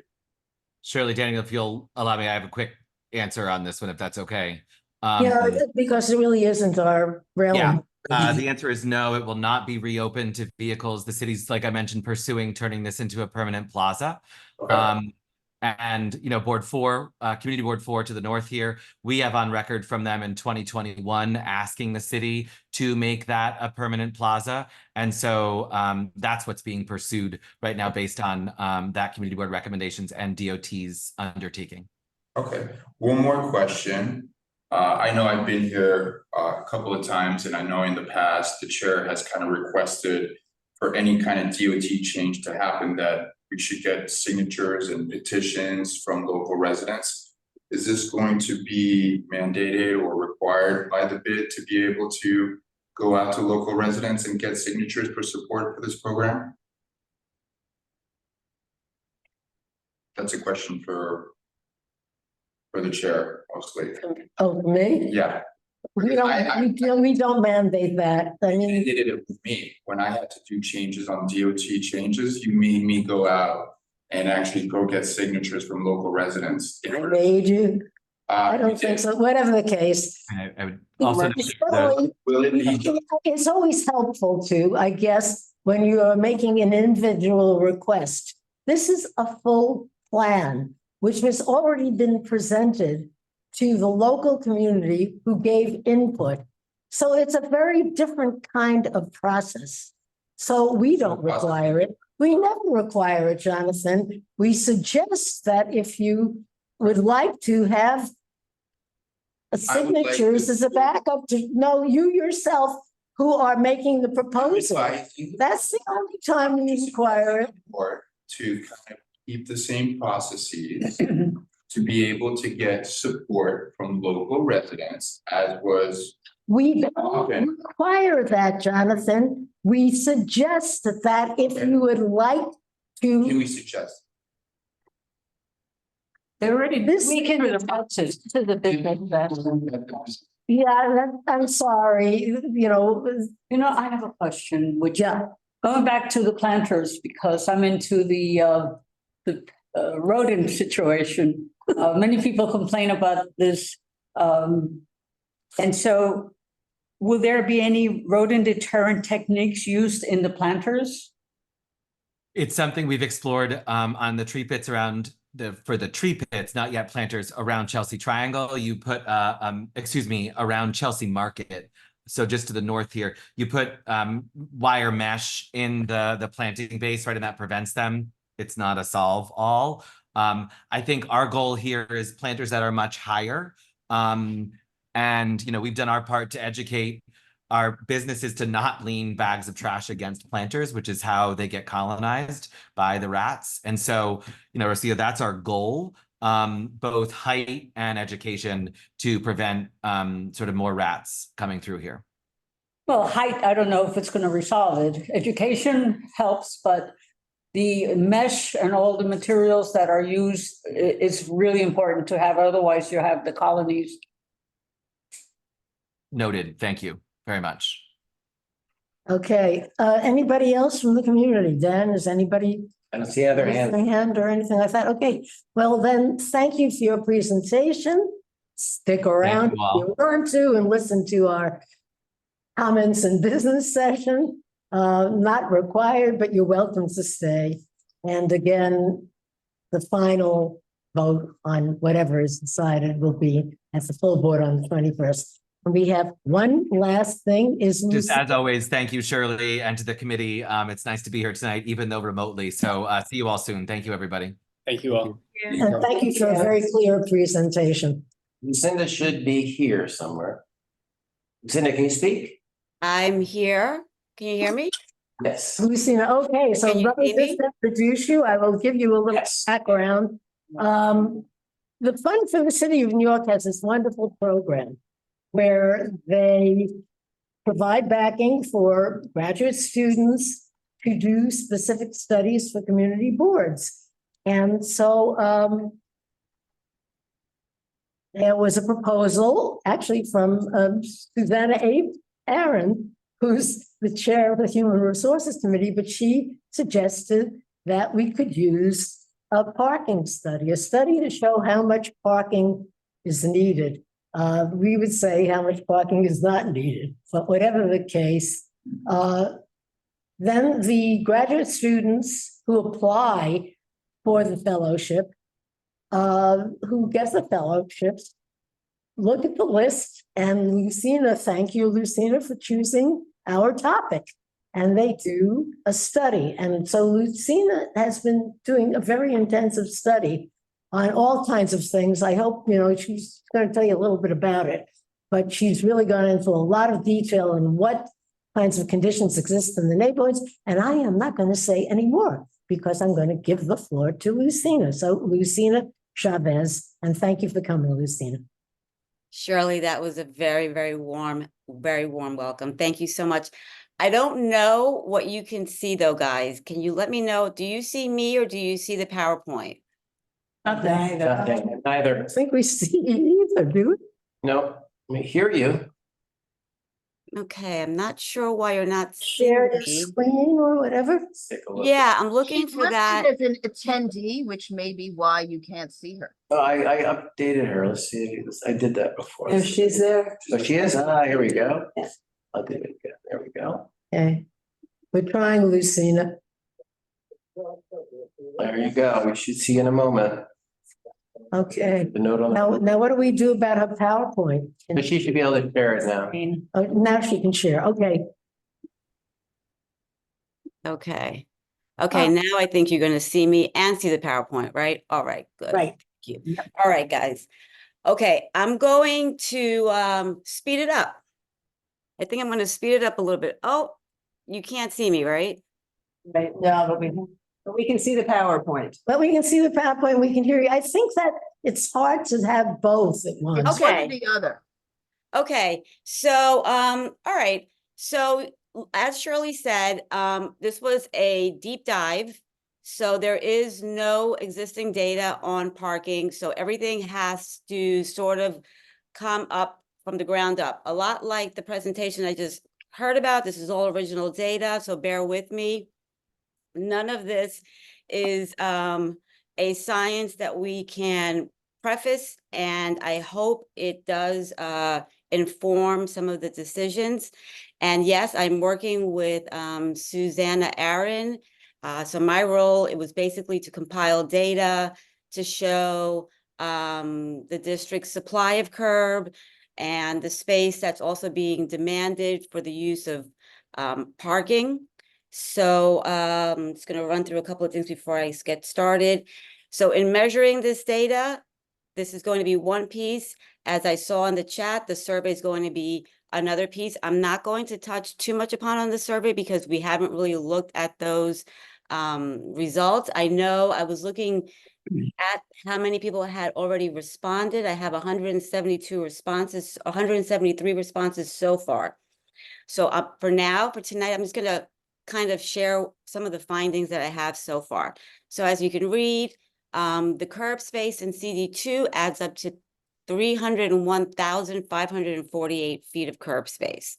This is uninterrupted curb space. And what I mean by that, this is not curb space used by city bike racks.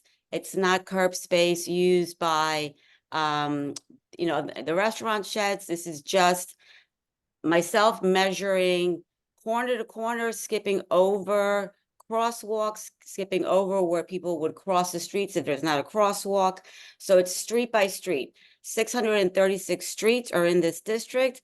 So that informed using the DOT's methodology of taking curb space and dividing by 20 feet, which is their standard parking space. There are 15,077 on-street parking spots in the district. We are also looking at off-street parking, and luckily that was available. Otherwise, I'd be knocking on doors, asking people, how many parking spots are in your garage? So those added up to 9,224 off-street spots. These are public garages only, and I'll speak a little bit about accessory parking in just a moment. So the estimated amount of parking spots that we see at the beginning is 24,301 parking spots. So what had to get measured was all the streets in the district, and the somehow this is blocking my view here. The restaurant sheds and the city bike racks. So the restaurant sheds were kind of standardized because they do come in sizes that if you average them out, you can get, you can kind of shortcut the 700 plus that had to be counted. let me see if I can get to the next slide. It's not letting me move to the next slide. There we go. So those 735 restaurant sheds at 36 feet of average length gives us the amount there, and then how many parking spots those removes. City bike racks or city bike stations did have to get measured one at a time because they all differ in length, and that shows you how many spots were removed there. So we end up now with 13,444 street spots, bringing down the total to 22,688 spots. So that's the estimation right now of on-street and off-street parking. So digging a little deeper, I divided the streets into categories to address the type of parking each street is used for. So we have alternate street parking, we have no standing, we have all of those things. And I did an analysis using the Spot Angel app, which uploads and is crowdsourced and it's photographed, and they vet all of the different parking regulations. They do this nationwide. So what I did was that I matched up my Excel spreadsheet of 636 streets, cross-referenced it against this map so that I can then come up with a analysis that looks like this. So this is Community Districts 2 on-street parking supply and how it's used. So you see here we have 16% is metered. The larger percentages go to Sunday parking, evening parking. 23% of it is alternate street parking, and then the daytime regulated parking is 38%. So your parking numbers that are in the 70s are all the free parking that's in the district. But you also have alternate street parking. So in total, you have 84% of the parking to be free parking. Other land use analysis was that dining out and city bike racks come up to about 10% of the total land use or curb use of CD2, with the rest of it being used for parking. And then to complement this data, I looked into some of the demographics in the district. And so we were interested in looking at the amount of households that had cars, the car ownership. And the car ownership in Community District 2 is roughly about 22%, as you can see on the left, and how that compares to the rest of the city as a whole. There's much more car ownership, outside of the district.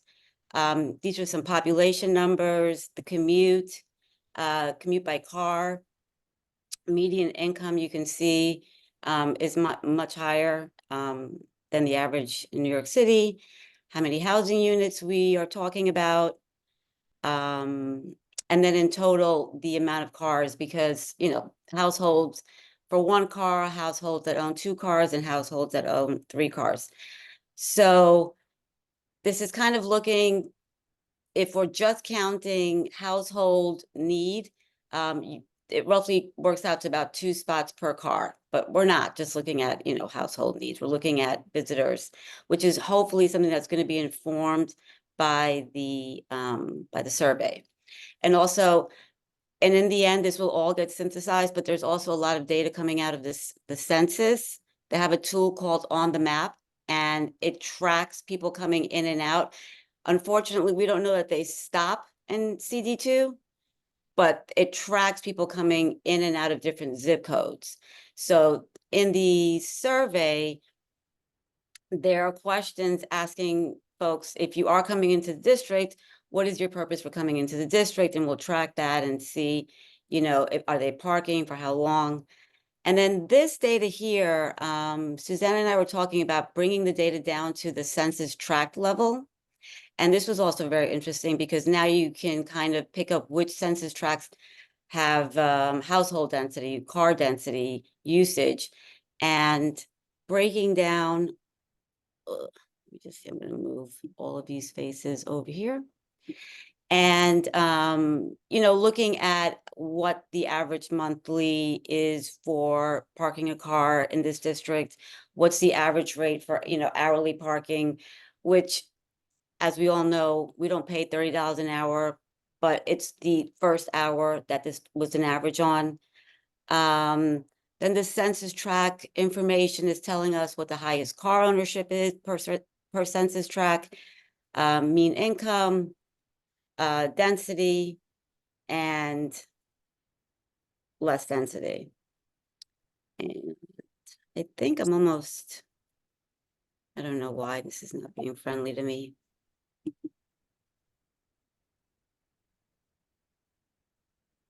Okay. Okay, so some of the limitations on the research has been, as I mentioned, the accessory parking count, because that is something that just simply isn't available public facing. So I've asked people at the Department of City Planning, Department of Transportation, Department of Buildings, and REBNY has even, chimed in, saying that these are sort of at the submission of architects. It's kind of left up to architects and developers, owners to decide how much accessory parking, even though it's not mandated. So that could possibly be, included in a further study. The survey, of course, will provide some qualitative data, and there may even be a need for a follow-up survey once we get the results of that first survey. And the fund is fully aware of sort of the scope of this project, and they feel that they can, if the community board and the committee needs to enlist another fellow, they've got the heads up, because it's quite the expansive subject. Getting the parking data. And we had the Department of City Planning come and share some presentations on City of Yes. And I shared a little bit about this project, and they said, they don't have data that could is just readily available. And DOT is also happy that this is happening, because they feel that as they come around with all these different curb usage and curb management plans, that having data like this is probably something that community boards could have at the ready whenever they're needing to make decisions on their curb use. So that, I don't know why, there we go. It's not liking my up and down arrows, but anyway, so that's it, folks. That's it. Thank you very much. Boy, you have done a lot of work. It's been a journey. Yeah. It's been a journey. I have not, I don't know, as much as I love alleys, a good alley, I love walking through a good alley, I've discovered more alleys. Maybe you can tell them about that next. Yes. Okay. Yeah, it looks like there's a lot of useful data there that just hasn't been available before. So very, very impressive. Team. It's a lot of data to kind of digest. I would love for you to share it with us, and then maybe give us an opportunity to figure it out in a way. Yeah. So, I can totally send this out to you guys, but one of the things that I didn't mention in the presentation are the dates that are coming up for the fund. And so when these reports are due and when that information gets readily available. So we have our draft. So basically what we have to now, we present this Friday, tomorrow. We present again March 22nd, and then our final presentations are going to be due on April 12th. The fund is not asking for a written report, but I will be writing one for the benefit of the committee and the board, to have this sort of in a synthesized version. Because I don't want to just throw data and PowerPoint slides. I don't find that that's useful. I think it's going to be, much more lovely done with putting the data all together, having a narrative, and then also having the results of the survey in some organized fashion as well. Right, okay, Janet. What is accessory parking? So So like if, accessory parking is the parking that comes with a building, like a residential building. okay, so it's private to that, Yeah, so yeah, that's, that could be a lot, you know. yeah. So I think Susanna blessed me by saying, basically scratch that for now, because it's just gonna take, there's not, that much time. And given the little bit of weeks that are left, I'd rather concentrate on putting this data together rather than, because I don't know that it'll be a uniform. Right now, there's nothing you can do, it just skews the data Right. significantly because Exactly. that's a big missing element. Anything else? So would those cars that are in the accessory parking be included in the number of cars that you reported? That's one question. And the other comment is going to be when daylighting gets to our area, I think there are going to be many less Yes. spots available. I mean, that and the containerization, the presentation that just happened. So I think Susanna's plan was to just have an idea of what the stock was, just like what is right out there. Because with the advent of sheds and city bike racks, it's seemingly feels as if they're ubiquitously located, but I was surprised to see how little they actually took up. I'm not saying that they don't take up a lot of space, but they did remove 1,300 spaces out of the original 15,000. But then when you kind of do like the ratio, the percentage of that, what it feels like happens is that there's just a lot of bulk in the street. So there's a lot of double parking and all that stuff. So that's. Yeah, and the sheds are probably I've already noticed fewer sheds because this new program is not all that friendly. So, I mean, as you say, this is a snapshot. Yeah, anybody else have any questions? And wastewater sanitation is going to be forcing buildings of different sizes to have many more containers outside. And some of those containers is going to be on the parking spots. So less. Yes. That's exactly true. That's absolutely true. So, I mean, if 1,500 were taken away, 1,300 were taken away by dining out and by city bike racks, containerization, depending on how big those bins are going to be, because some are obviously going to be on the curb, but then some of them are going to be on the sidewalk.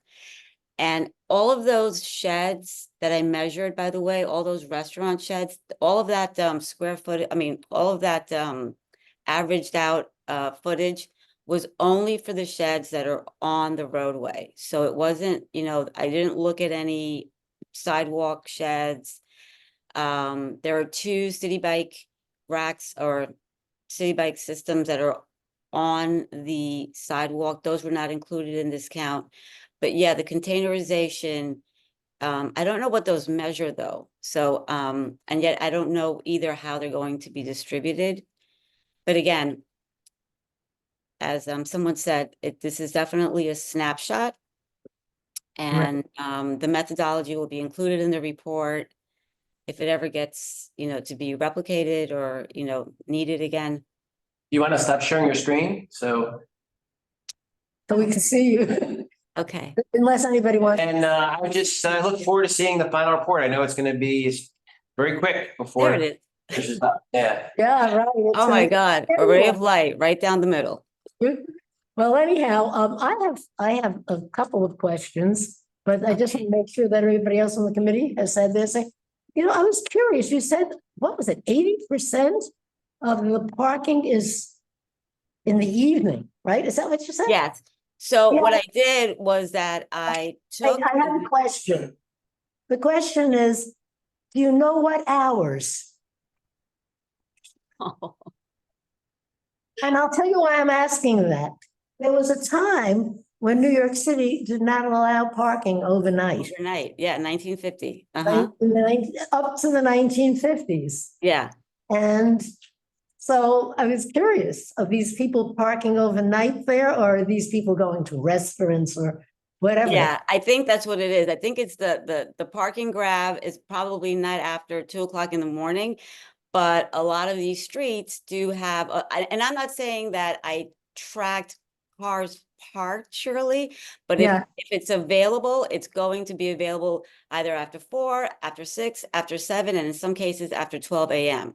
So there is a breakdown on the Excel spreadsheet that follows the differences of time, which, you know, you're happy to peruse.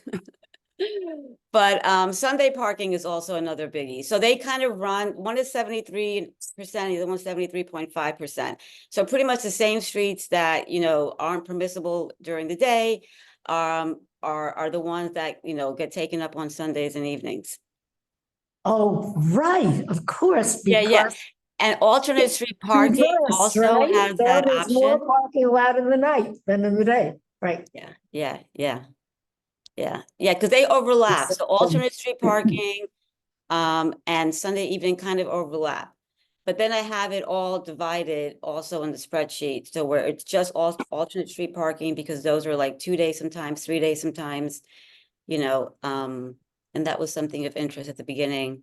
And then there's a no standing only at all, which, you know, hopefully you don't find a car on there, but it's no standing at all. So it's not included into Sunday or evening. So that's like 25%, I think. Interesting. So that would lead me to another question, which would be land use. And you did so much, and I'm not asking you to do it, but I'm just curious, when you were looking at these various regulations on the streets, did it seem that they went along with what the land use was? Like if it was a real commercial area, did they seem to have sufficient for loading, unloading, say? Or if there were restaurants, were there other metered parking, say, or that kind of thing?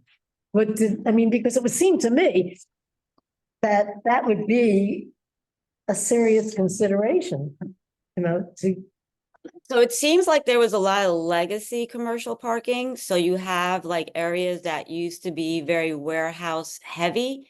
And so you have those along like Lafayette. Like I found out that that street was called Gasoline Alley. Right? So, you know, that's where all the gasoline stations used to be. And they started, there's one, and I think there's even a coffee shop called Gasoline something, but yeah, so it's, I think historically, the parking hasn't evolved with the need or the look of the fabric of the neighborhood. So because wherever those warehouses are now, they're not there anymore. And so it's that whole stretch of Lafayette, there's some on Broadway, and then you have a lot of the alternate street parking, yes, in the more leafy residential blocks, I noticed. So it's, you know, kind of, and then you have no daytime parking around schools, wherever there's a fire station. There's a couple of city and state agencies in the district, so there's no parking during the day there. Generally around NYU. Yeah, I think it all, I mean, 6th Avenue is like the parking meter center. It seems like that's where the most parking meters are found. But one thing I did notice is that District 2 had like a small stock of metered parking in comparison to like, you know, the Central District north of here. Yeah, it's a little bald on that part. So would you suggest then that a lot of these areas really need some more intensive studying to see what's really? Yeah, I mean, you know, being that it was original data, you kind of want to go into like many rabbit holes, right? You want to just get into this one direction and just study alternate street parking, you know, time it. I mean, how does it, what's the value to the community? But the valuation of the parking, I think, is something that I've heard was feedback I got at the fund, like, you know, evaluating this parking. Would it be something that community districts want to do? But with DOT, they're changing so much of the face of curb that even if the snapshot today was 15,000 parking spots, tomorrow it's 13,000, and maybe 10,000, it just seems like it's going to lessen kind of on its own as more demand for curb arrives. Better. It's just been you know, I think it's also because parking has just been the face of the curb for so long. That's just what it's always looked like. So now it's kind of changing. Right. Okay, one more question. And this is really, you know, Susanna had conferred with Ben and me because she was talking about deliverables, what the deliverables of the project should be. And by the way, everybody, Susanna Aaron is someplace overseas, otherwise she'd be here too tonight. But anyhow, and she said that the conclusion was that the most valuable thing for deliveries would be all this data that you have collected. Yeah. And that's the way you intend to go is as your deliverables? Yes, yes. So having the methodology set into that report, that's going to be very important, sort of like a step-by-step of how that all happened. The data that came along with collecting that.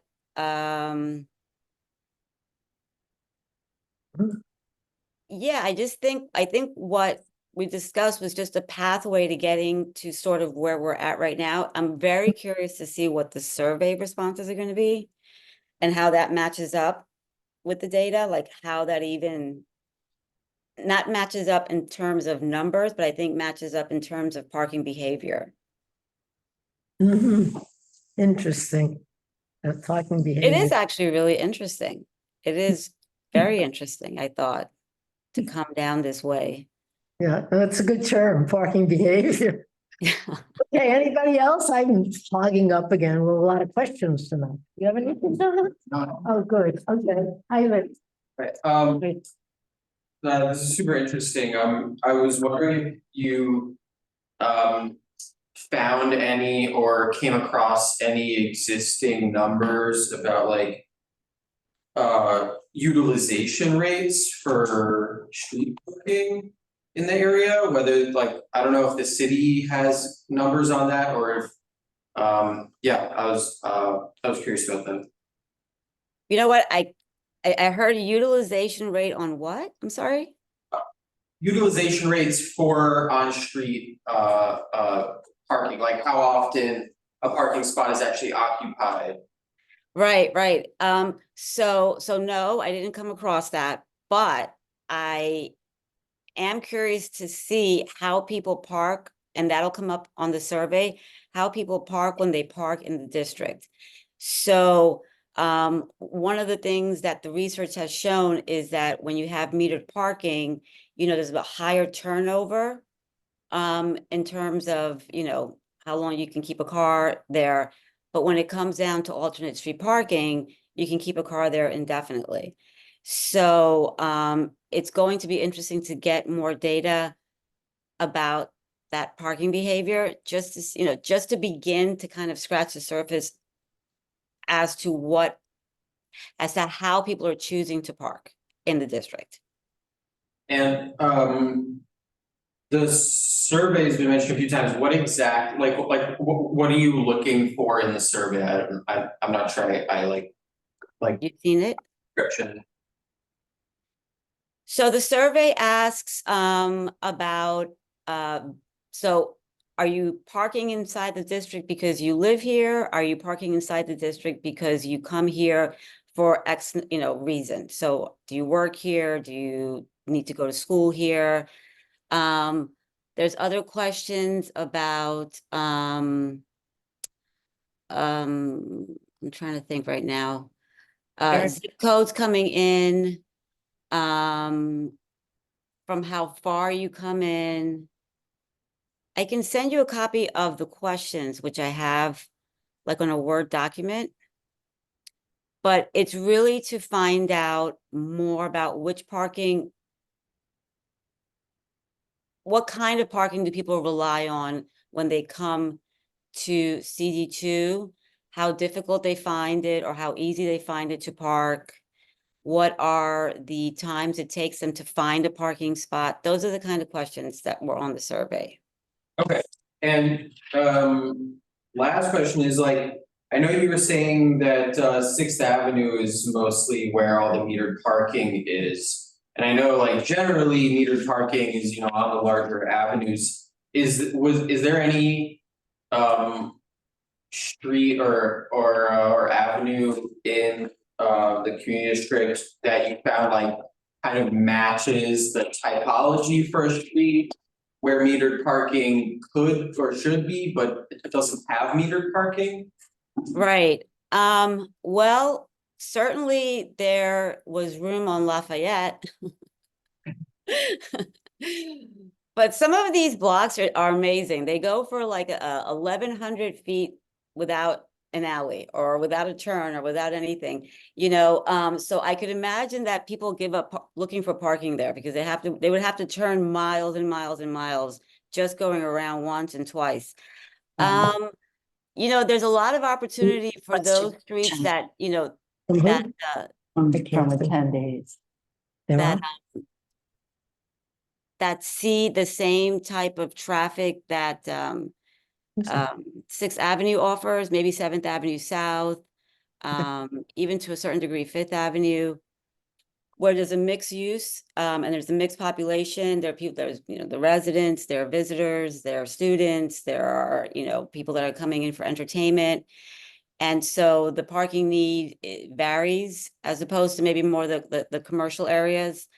But I think CD2 overall, it has an enormous potential for metered parking because there are some streets too that it's kind of incongruous because you have streets that will have metered parking and then it ends and then it starts and then it ends and then it starts. So there isn't this continuity like there is on Sixth Avenue. It could be kind of random. There were streets where they had alternate street parking, metered, not after 6, no standing, like on one block. So that was interesting to divide and to analyze. There's a question in the chat. Are you also, it's a little, I mean, obviously only 20% of households who have cars here. And I think the majority of people who arrive in CB2 do not drive to CB2. So it's odd that you're such a subset. But are you, in the questionnaire, are you reaching the plumbers, the electricians, all the service people that actually? Yeah. So one of the questions is, you know, is your business here? Are you doing business here? Because, you know, it's funny because one of the fellows, I don't know, but she was dating a plumber or a construction worker or something like that, and said that he had the worst luck in this district because he was always getting ticketed. And, you know, he just kind of rolled it into the cost of doing business. But exactly, yeah. So there is a question as to if you come into the district, is it because of a business? Is it because you're doing, you're meeting? I didn't get into the trades specifically, but I like the idea of even having a follow-up just for one that would be business oriented like that, because that's a good one. Because the trades actually might need their vehicle, whereas if you have a meeting, you don't need your. Oh, absolutely. Yeah. And I guess that's and I don't know because I didn't physically go to Lafayette to see how much of those commercial spaces are being used by those, but these business owners, these folks that have these businesses are everywhere and they would need to park closest to where they can facilitate their client and their customer. But yeah. Take note. Okay, well, thank you again, Lucina, and thanks for answering. Oh, another question? Okay, question. Again, maybe I missed this at the beginning. What was the intent of this survey? What was the original intent of what the survey was about, these numbers? So the survey was there to sort of inform, you know, because here we have curb measures, right? We have like numbers on, what streets measure, how much of the street is being taken up by X parking regulation, and then translate all of that into how many cars you can put on those streets, and that'll give you the measurement. But then it's also important to kind of see, who's coming in, who's actually parking in those spaces. I think we have to move on. Really do. Oh, We gotta get. but she's a fellow. Oh, she's this for study, so it's. No, I understand. Yeah. I totally get it. There's a study of the availability more. Okay, thank you again, Lucina. I'm sorry to cut you short. No, but we gotta go into session and decide if we want to do anything special, and Dan has to leave, so I need. your Okay. input.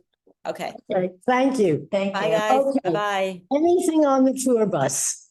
I think it's the right block because it's a big, long block. I think they're right. It should definitely be north of the crossing at Google. And it should be electric. Or at least hybrid. Or at least, and they said within the next 2 years. I think we should put that in the resolution. Yeah. Electric or hybrid? Yeah, at we least, should. Or hybrid at least within next 2 years. Okay, anybody else? Where's the infrastructure for the electric? Well, actually, there is infrastructure for private businesses, not for residents. How about asking them to go to Google and? Yes, I think that's important too. I think they should let Google know. Go to Google. Google, yeah. Go Otherwise, they're just gonna get sued. by Google. Google and the bids at least. Do you know the answer to that question? Whether or not they have to go to Google. Yeah, or No. I don't think we send out notifications to businesses or property owners for the council. So you want to suggest. I mean, it's their entire little area there, including the crosswalk, but I don't see why it would interfere. Okay, so that's for, we all agree, it's okay. And I have other notes, other details. It's like. Oh, okay, one abstention. Otherwise unanimous approval. And there are a couple of things we asked that will be noted and that they reported, but I thought those were the two salient things. They gave us the route, et cetera. Okay.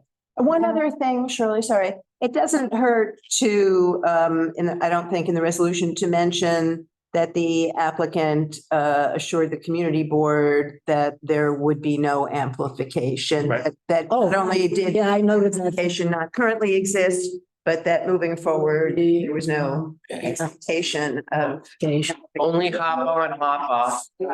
Was only also Hop on, hop off. that this would never be party buses and that they would only be hop on and. And that's all we're at. That's the key thing. They're not adding any more buses. It's the same number of buses. It's just a stop.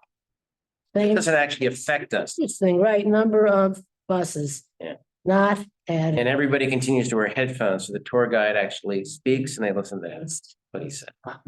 And that's all whereases. I guess that, the resolve is, it's okay, but please do go to Google and whatever, and please do make plans for electrification, blah, blah, blah. Okay, great.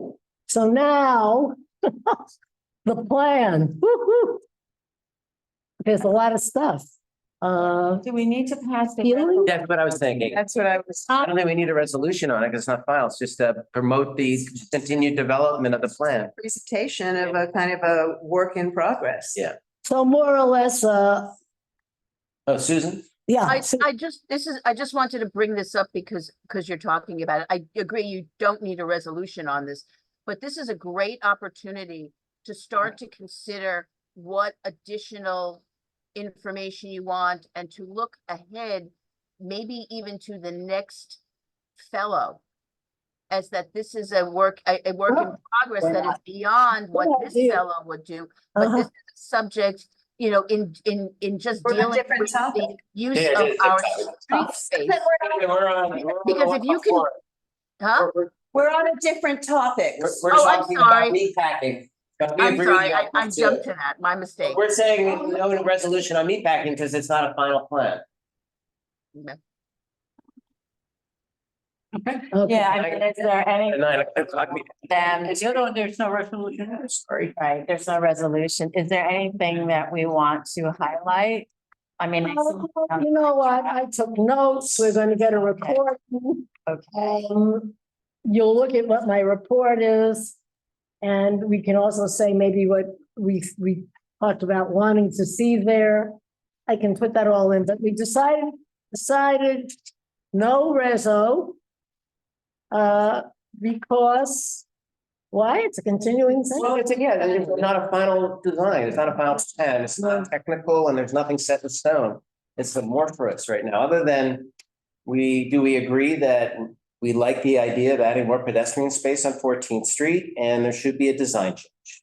And it has to Should be what? a design change to the block that offers more pedestrian areas. What's interesting is that there's a little, like the bid is responsible for promoting business in their neighborhood. So their priorities are probably a little bit different than the community. We can also add. I'm just saying, I think that there's a real issue that you're creating singular traffic lanes with no areas for cycles to go through, and they just. That becomes a resolution. Right, so that's why we shouldn't write it. No.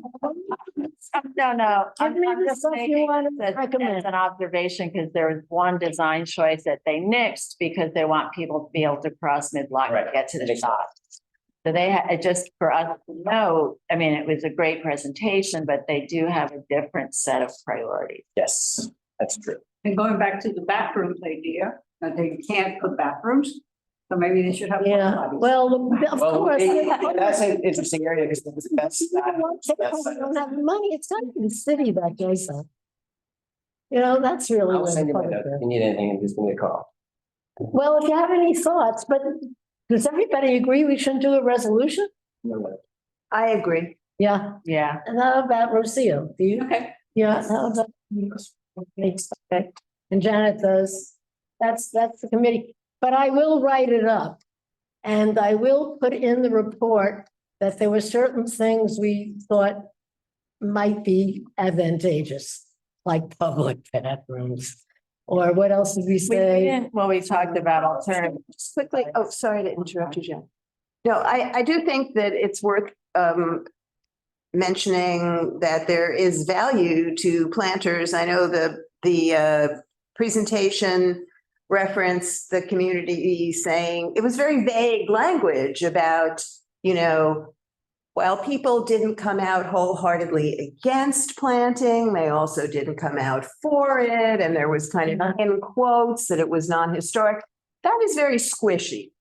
It is squishy. That doesn't really mean very much. And it indicates a kind of negativity towards planting. And I think we have to be careful about supporting without knowing that there really is substantial feeling against greenery, that it's not like it's kind of insinuating that there's a negative. Well, the truth of the matter is that, again, like the cobblestone, for years, this community did not want anything that would change the industrial look. Believe me, I mean, I'm the vice chair of the landmarks committee. I totally understand, and they have. So that's what I think. I think in that. But I think what's happened is that they have gradually introduced these kinds of things, but in an industrial kind of context. Like planters are kind of materials of iron. Yeah, right. So maybe it's not as squishy as all that. I mean, it's a matter of things change. Exactly. Maybe that's why we shouldn't be saying anything, that we can put it in the report, but we can also refer to what they have been doing. That's the sentiment along the years, but that has been changing. Because I guess it has been changing. He said that everybody loved what they did in terms of some of the changes. So I think people don't understand people don't understand that they have physical value as barriers, and that the need to protect the pedestrians from vehicular traffic requires a physical barrier. And that barriers needs to have and they use and substance so much. So, and I don't think that in any discussion, the value of greenery, that aspect, that was their answer to Stella's question about this. And I think it's a very important aspect. Yeah, no, and I think understand the value of of these, of planters, because, what kind of historic value do bollards have? I mean, it's, so you can't have plants, but you can have bollards. Well, on the other hand, though, if you go to Paris and you look at the bollards they do, and they're gorgeous. That's what we thin should and have. they're Yeah. Rocio, good night. No more input. Okay. You'll look at what I wrote as usual. You will correct me, add, subtract, whatever. Okay. That was a really interesting meeting. Just regarding parking survey. Oh, and Susan wanted to get in on the value of the fellow, right? Yeah, I just wanted to encourage people to start thinking down the road towards the next fellow, in the sense that this is not a complete project, and that in order for us to have developed, projects to put, to recommend for fellows, we should be thinking, I'm just putting it out there, since clearly this is not a absolutely. finished job, but it's a great opportunity for us to really build. I mean, original research is the hardest thing there is to do. And So she managed to be doing it. I think that's so it's great. valuable. And I just wanted to take the opportunity that if you can have something, so that when we are presented with the next opportunity to apply for a fellow, I've got something to send in that will be of real interest, and to build on it is even better than starting from scratch on a new project. Definitely, great. Absolutely. So in the report that I say about her presentation, Lucina's presentation, we'll put that in, that, the committee and chair agreed. Yeah, that I need. Sign in. That this can be followed up with a study that build on this one. Yeah, and I made when you said it before. Okay, thanks for coming. Jonathan. Thank you so much, everybody. Great meeting. Okay, thank you. Really informative evening, right?